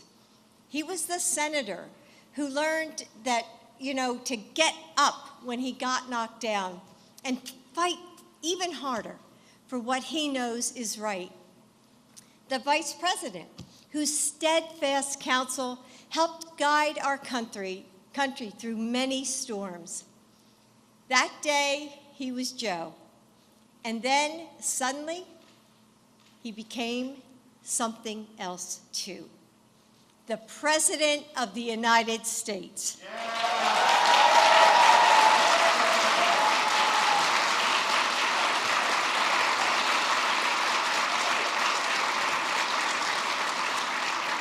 It felt like Americans across the country were holding their breath in the aftermath of 4 years of chaos. But as Joe stood there, shoulders back, eyes shining with fierce optimism, I could see his determination to bring us together, to lead us forward to a better America. And every day since, he has worked to do just that. Millions of families have been able to send their children back to school and find jobs and catch up on bills. They've been able to finally take a breath. We still have a long way to go. Our world faces incredible challenges. But things are so much better. You were right to put your faith in Joe Biden a year ago.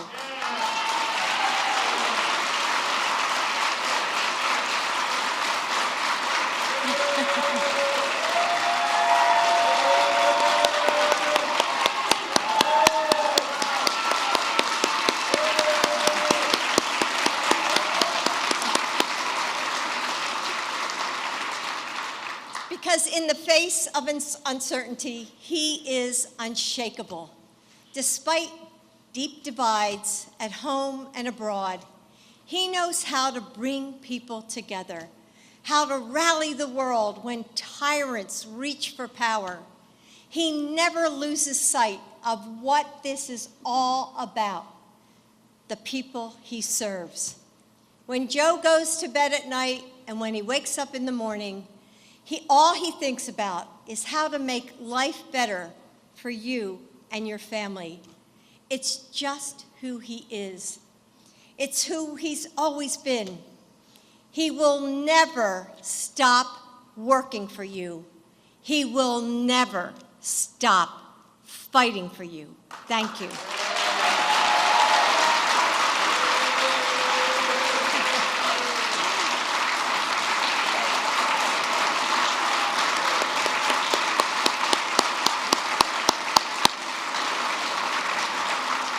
Now, I want to bring up our next speaker, a painter, a father, a mentor, a man who knows the meaning of union strong.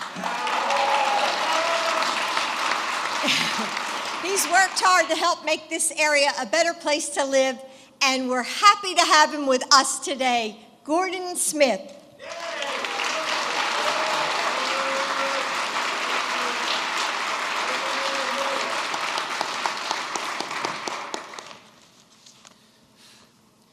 My name is Gordy Smith, and I'm a member of the International Union of Painters and Allied Trades, District Council 82, Local 106. I am honored to be with you here today. I've been a painter for 31 years, but I started as a non-union painter. I became a member of the IUPAT when our shop was organized in the early 1990s.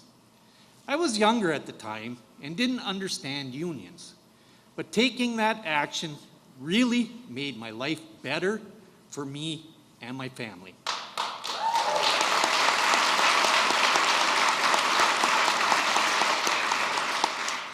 As a union painter, I've had the opportunity to work on many different types of projects, from mines and power plants to bridges and commercial construction.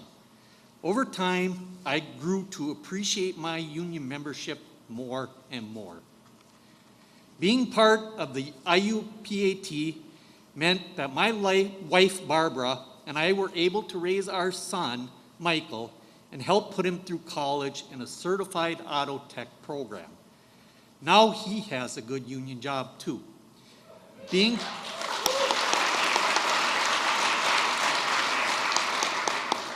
Being part of the IUPAT has given me not only just a job, but a career.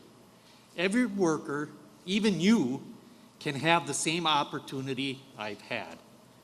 For many years, those of us in the building and construction trades have heard the promise of massive infrastructure investment, but those promises were never kept. President Joe Biden and his team have finally delivered on that promise.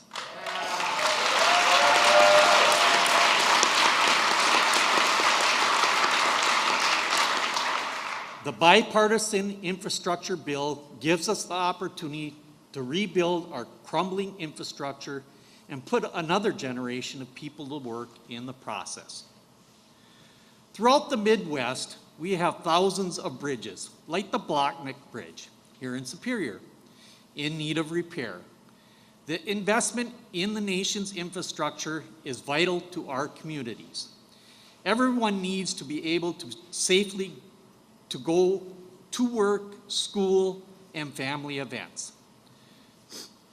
I'm proud that here and across the country, My sisters and brothers are at work coating these bridges, and it's not just to make them look good, it's to keep them strong, safe, and protected from corrosion. One of my favorite things about being part of the Painters Union is the opportunity to mentor younger brothers and sisters who are serving their apprenticeship. I get to teach them skills and pass a trade that they can take pride in and will provide for their families. The resources that will come into Wisconsin to rebuild public facilities and transportation infrastructure will provide stable careers for the next generation of Northland IUPAT members, and you can join us. I'm not someone who often gets up in front of people to share a piece of my story, so I certainly never thought one day I'd share the stage with the president.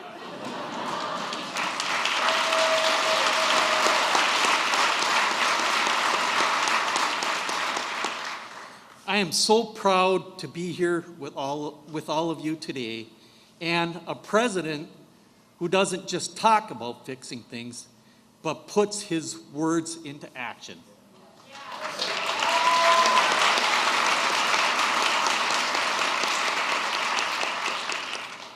Ladies and gentlemen, it is my honor to introduce the President of the United States, Joe Biden.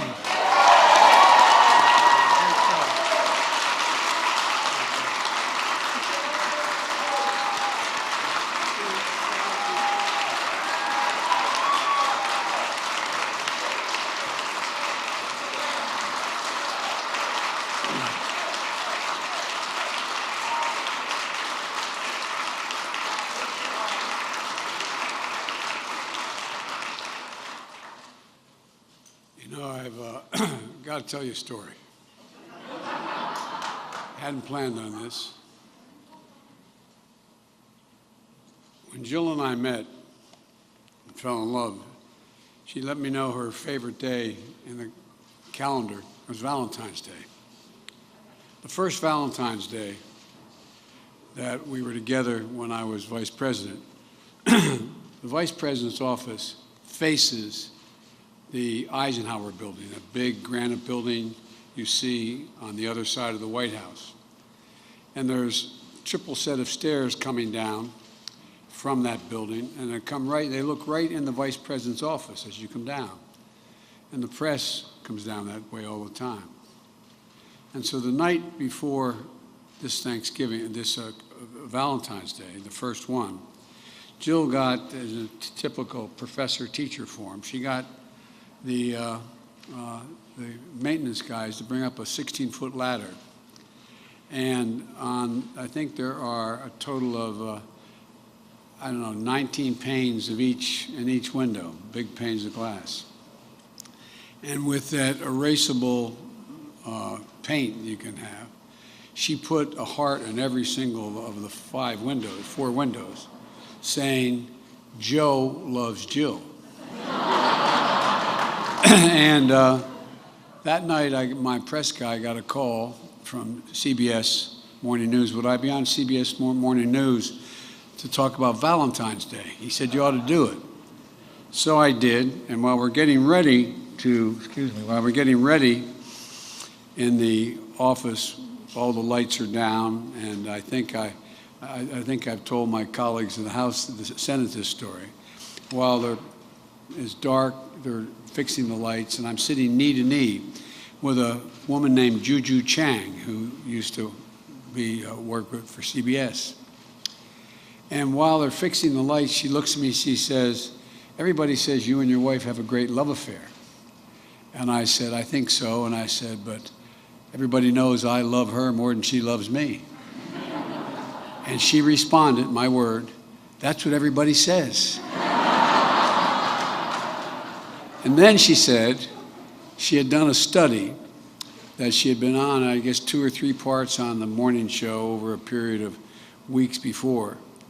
And I think, don't hold me to this, I think it was Yale and Stanford had done this study. What makes marriages last the longest and the most romantic? You can always tell when the couple is not only in love, but it's romantic, no matter how old they get. And she said, "You know what it is?" I said, "No." She said, "It's when the husband loves the wife more."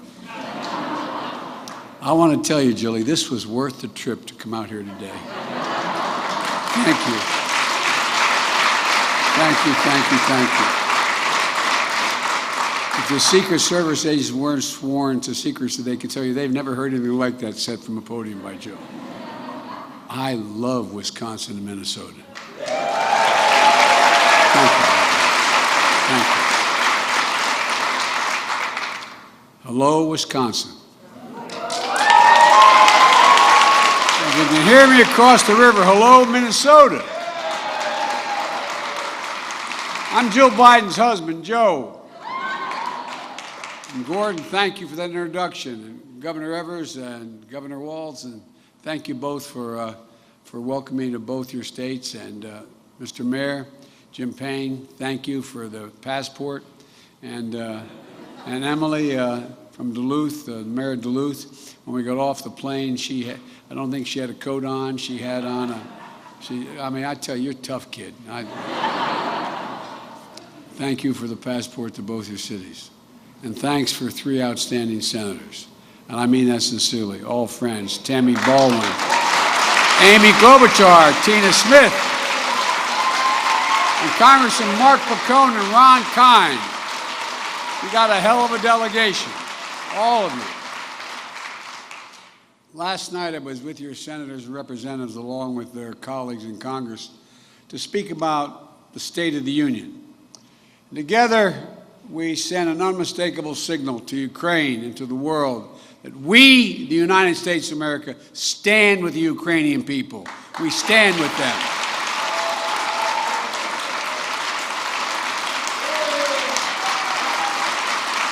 And Vladimir Putin's latest attack on Ukraine is premeditated and unprovoked. He's rejected repeated efforts at diplomacy. He thought the West and NATO wouldn't respond. He thought they could divide us at home, but he was wrong. We were ready. We sent countless hours unifying the European allies. We countered Russia's lies and truth. We countered them by letting them know what was being planned. And now the free world is holding him accountable. Putin is now isolated from the world more than ever, and will continue to aid the Ukrainian people as they defend their country and help ease their suffering in the process. When history of this era is written, Ukraine will have left Russia weaker and the rest of the world stronger. Folks,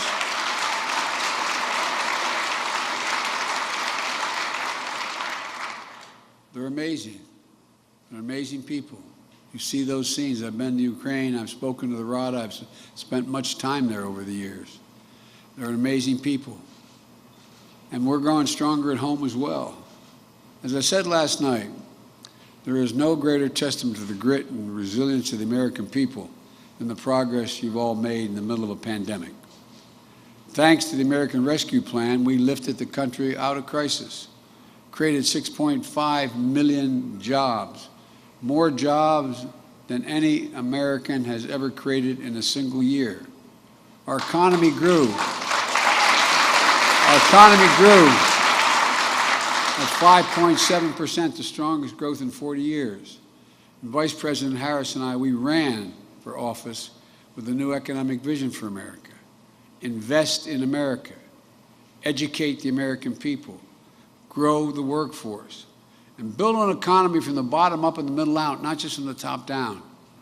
Because we know that when the middle class grows, the poor have a way up and the wealthy do very, very well. Everyone does fine. My rescue plan reflects that vision, and that was just the first step. We also had to invest in the country itself. America used to have the best infrastructure in the world, the best bridges, roads, airports, etc. Now our infrastructure ranks number 13 in the world, according to the World Economic Forum. You can't compete for jobs in the 21st century if we don't fix that. That's why it was so important to pass the bipartisan infrastructure law, the most sweeping investment to rebuild America in all of American history.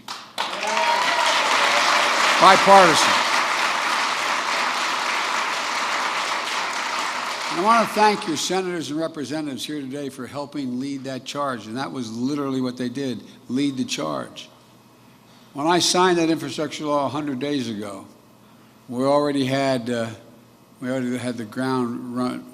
We hit the ground running, announcing $100 billion in new investments to create jobs for millions of Americans, modernizing our roads, our airports, our ports, our waterways.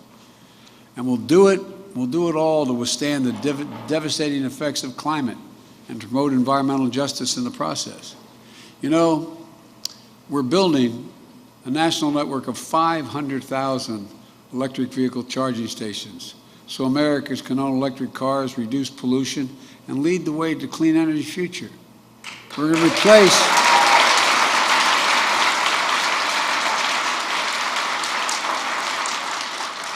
that legislation is going to allow us to replace all the lead pipes in this country so every child can turn on a faucet at home or in school and drink clean water.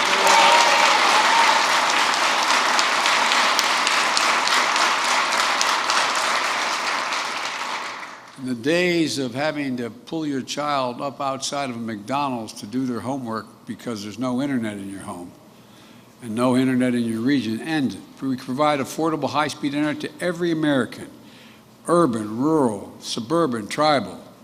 And that's big for rural communities. It helps farmers engage in precision agriculture, knowing when they should sell their products, and so much more. As I've announced last night, this year, we're going to start fixing 65,000 miles of highway and 1,500 bridges in disrepair. Your governor is going to use some of that funding for this law to modernize one of the most important bridges in this region, the one you look out the window and see here. Look, the Blatnick Bridge, you all know this bridge well. It's a bridge that connects our cities and your cities and your state. A bridge that carries people to work and carries goods out of your port. You know, when the Husky Oil Refinery exploded in Superior back in 2018, this bridge was one that many of you took to get your families to safety. And you know it matters. But you may not know, as was mentioned earlier, the bridge is 61 years old and at the end of its useful life. The corrosion over the years has lowered the weight it can sustain, safely handle. And by the way, I wasn't long ago, you may have seen in all the news clips, I was in Pittsburgh.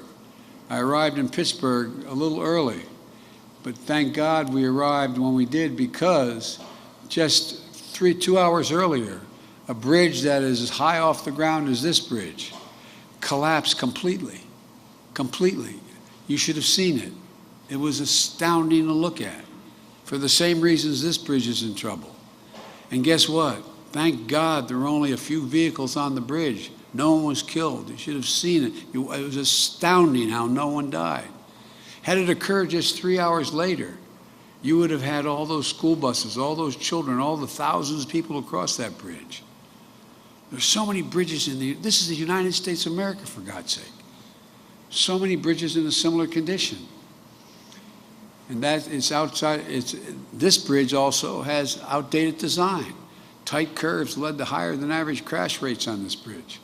The bridge isn't alone.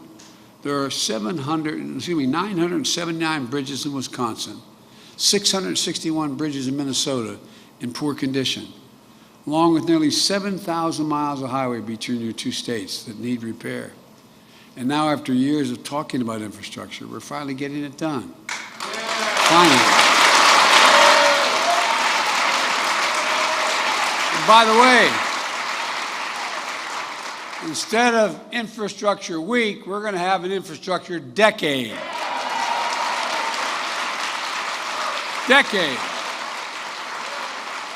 Look.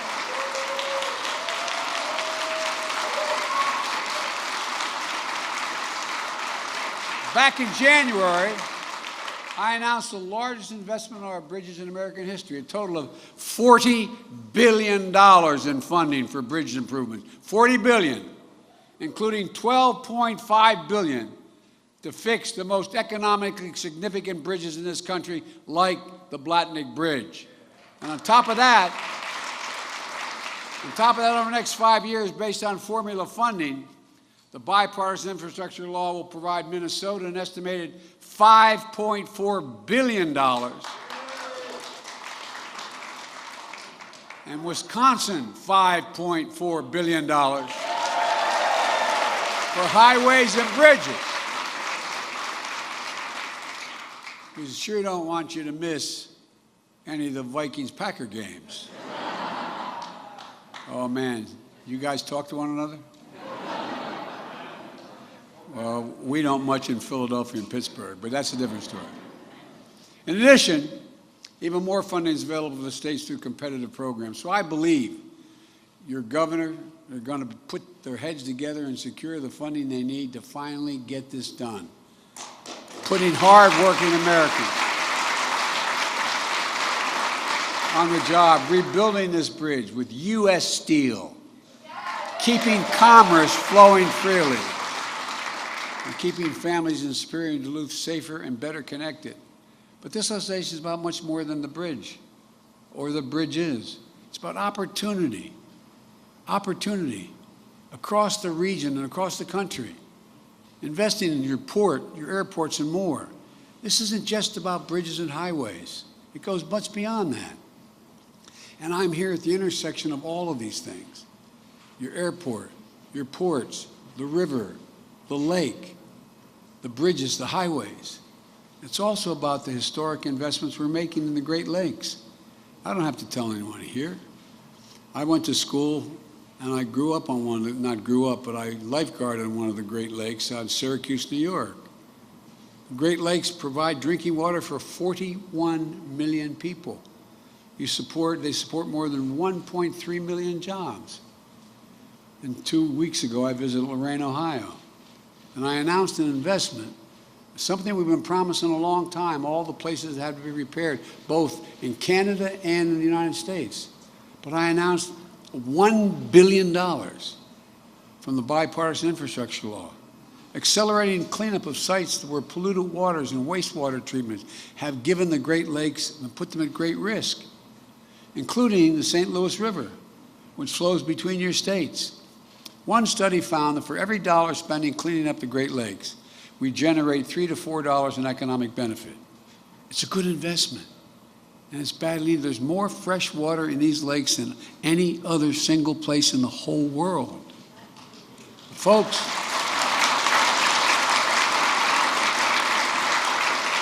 it's not only the investment we're making in the Great Lakes. On the opposite end of Lake Superior, from where we stand, the Soo Locks connect this lake to other Great Lakes. Those locks are a gateway, connecting the things that we make here in this country to the rest of the world. 7,000 vessels and 90% of America's iron ore move through those locks every year. That ore makes nearly all the high-strength steel that goes into American-made cars and appliances. In January, I announced nearly $500 million to upgrade the Soo Locks, moving goods faster while reducing costs, creating a hell of a lot of jobs and maintaining them. We're also doubling the investment we're making in our ports, including the Port of Duluth Superior, which was awarded an $8.4 million grant to make critical improvements.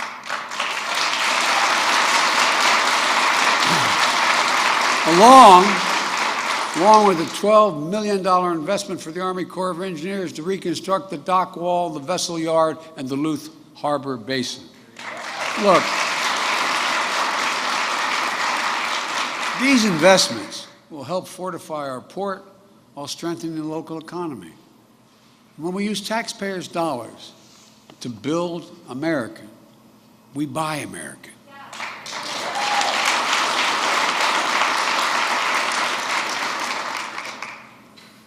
For a long, long time, since the 30s, there's been a law saying when the President of the United States spends taxpayers' dollars on American projects, whether there's an aircraft carrier or railings in a public building, when they buy those products, they should buy American. But there's been an exception in the law up to now. It says that if, in fact, the product is not immediately available in the United States, they can buy it abroad. The The federal government spends about $600 billion a year to keep this country safe and secure. And that law has been on the books, as I said, for almost a century. Taxpayers' dollars. But guess what? In my administration, the entirety of it, from beginning to end, has to be built and made in America to be used. Not a joke. We're actually doing it. We will buy American and make sure everything from the deck of an aircraft carrier to the steel on the bridge is made in America. Look around the country. American manufacturing is coming back. Once again, we're seeing the pride that comes with stamping products made in America. Companies are choosing to build their new factories here, when just a few years ago they would have built abroad. Ohio Senator Sherrod Brown, as my Senate colleagues will tell you, he had a great saying when we announced what was happening in Ohio, I should say. He said, "It's time to bury the label Rust Belt." Well, that's what we're doing. As I said last night, Intel is building a $20 billion semiconductor megasite just outside of Columbus, Ohio. Up to 8 state-of-the-art factories in one place. And by the way, the people who be working in those factories, you know what he told me their average pay is going to be? $135,000 a year. 10,000 jobs, and most of them union jobs.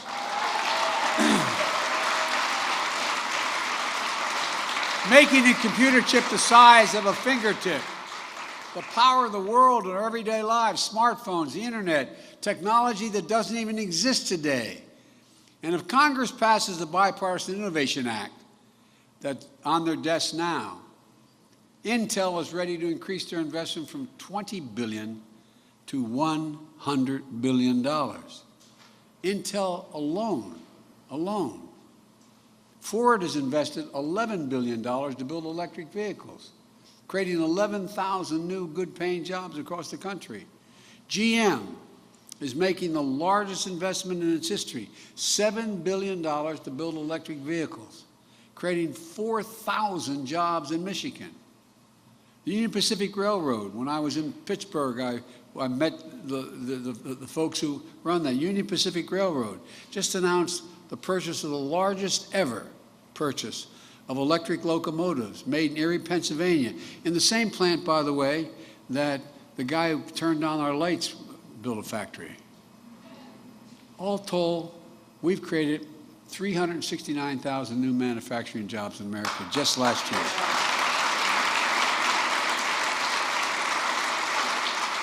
Don't tell me we can't be a manufacturing center again. We can. We have to keep this story going. Well, we know that despite this historic recovery, too many families are still struggling with higher costs. I get it. Our top priority must be getting prices under control. Look, our economy roared back faster than most predicted, but the pandemic meant businesses had a hard time hiring enough help to keep their workers in the production. The reason why the cost of housing went up in new housing is because no one was there to make sure they had the 2x4s to be built, to build the homes, because people weren't in the factories. And because people were making a lot more money than before, there was a lot of cash at hand, and they did not use that cash to go out to the restaurants or go on vacation. They used it for hard products. And the pandemic disrupted global supply chains. When factories close, it takes longer for goods to get from the warehouse to the stores, and prices go up. Look at cars. Last year, there weren't enough semiconductors to make all the cars people wanted to buy. They had the money to buy them. But there weren't literally enough cars, because we invented those chips when we went to the moon, but we didn't make them anymore. They're made in the rest of the world.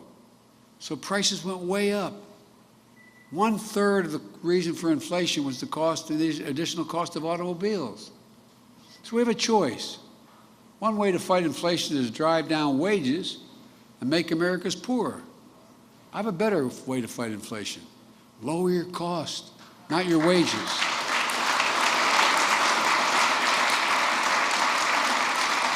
We're going to make more cars and semiconductors in America, more infrastructure and innovation in America, more goods moving faster and cheaper in America, more jobs that you can earn a living, a good living by here in America.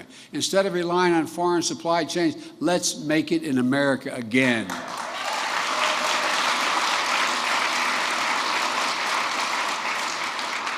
There's a lot more to my plan to lower costs and lower the deficit. By the way, we're going to lower the deficit by $1 trillion this year. These guys talk about how they always are worried about us spending. We're lowering the deficit. No one's ever done that. But look, I've kept you long enough. There's a lot more I'm inclined to say, and I don't want to get going. I don't want to get wound up here. But let me close with this. Look, I am truly more optimistic about America today than I've ever been. I really mean it. We're on a path to win the economic competition of the 21st century that we face with the rest of the world. I told Xi Jinping, who I'm told I've met with more than any other world leader, that it's never been a good bet to bet against the American people, never. Given half a chance, they have never, ever, ever, ever let the country down.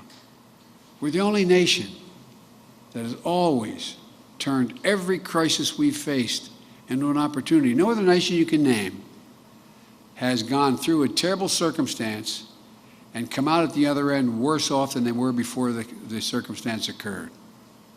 We're stronger today than we were a year ago. And we're going to be stronger a year from now than we are today. So let's keep building. Let's continue to give families a fighting chance. And let's meet this moment together. Folks, one last thing I'd like to say to you. Other reason why I'm so optimistic is because of the younger generation. You know, we are a country that is very diverse. And for the longest time, and we still have some serious resistance to diversity in this country. But guess what? The younger generation doesn't feel that. The generation that goes to this university, the generation that's in high school and up through age 30, look at them. Look at how they interact with one another. They make no distinctions based on race. They make no distinctions based on gender. Think of what's happening. One of the things that I'm confident about is they are together, and they want the nation to be together. And one of the things I promised I would do, and I've gotten criticized for it, but I'll just flat out admit it and I'm not going to stop. My administration is going to look like America. Look like America.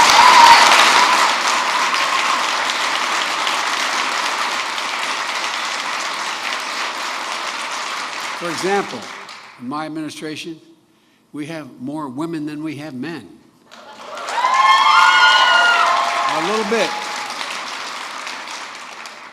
That's because all the women in my life are smarter than I am.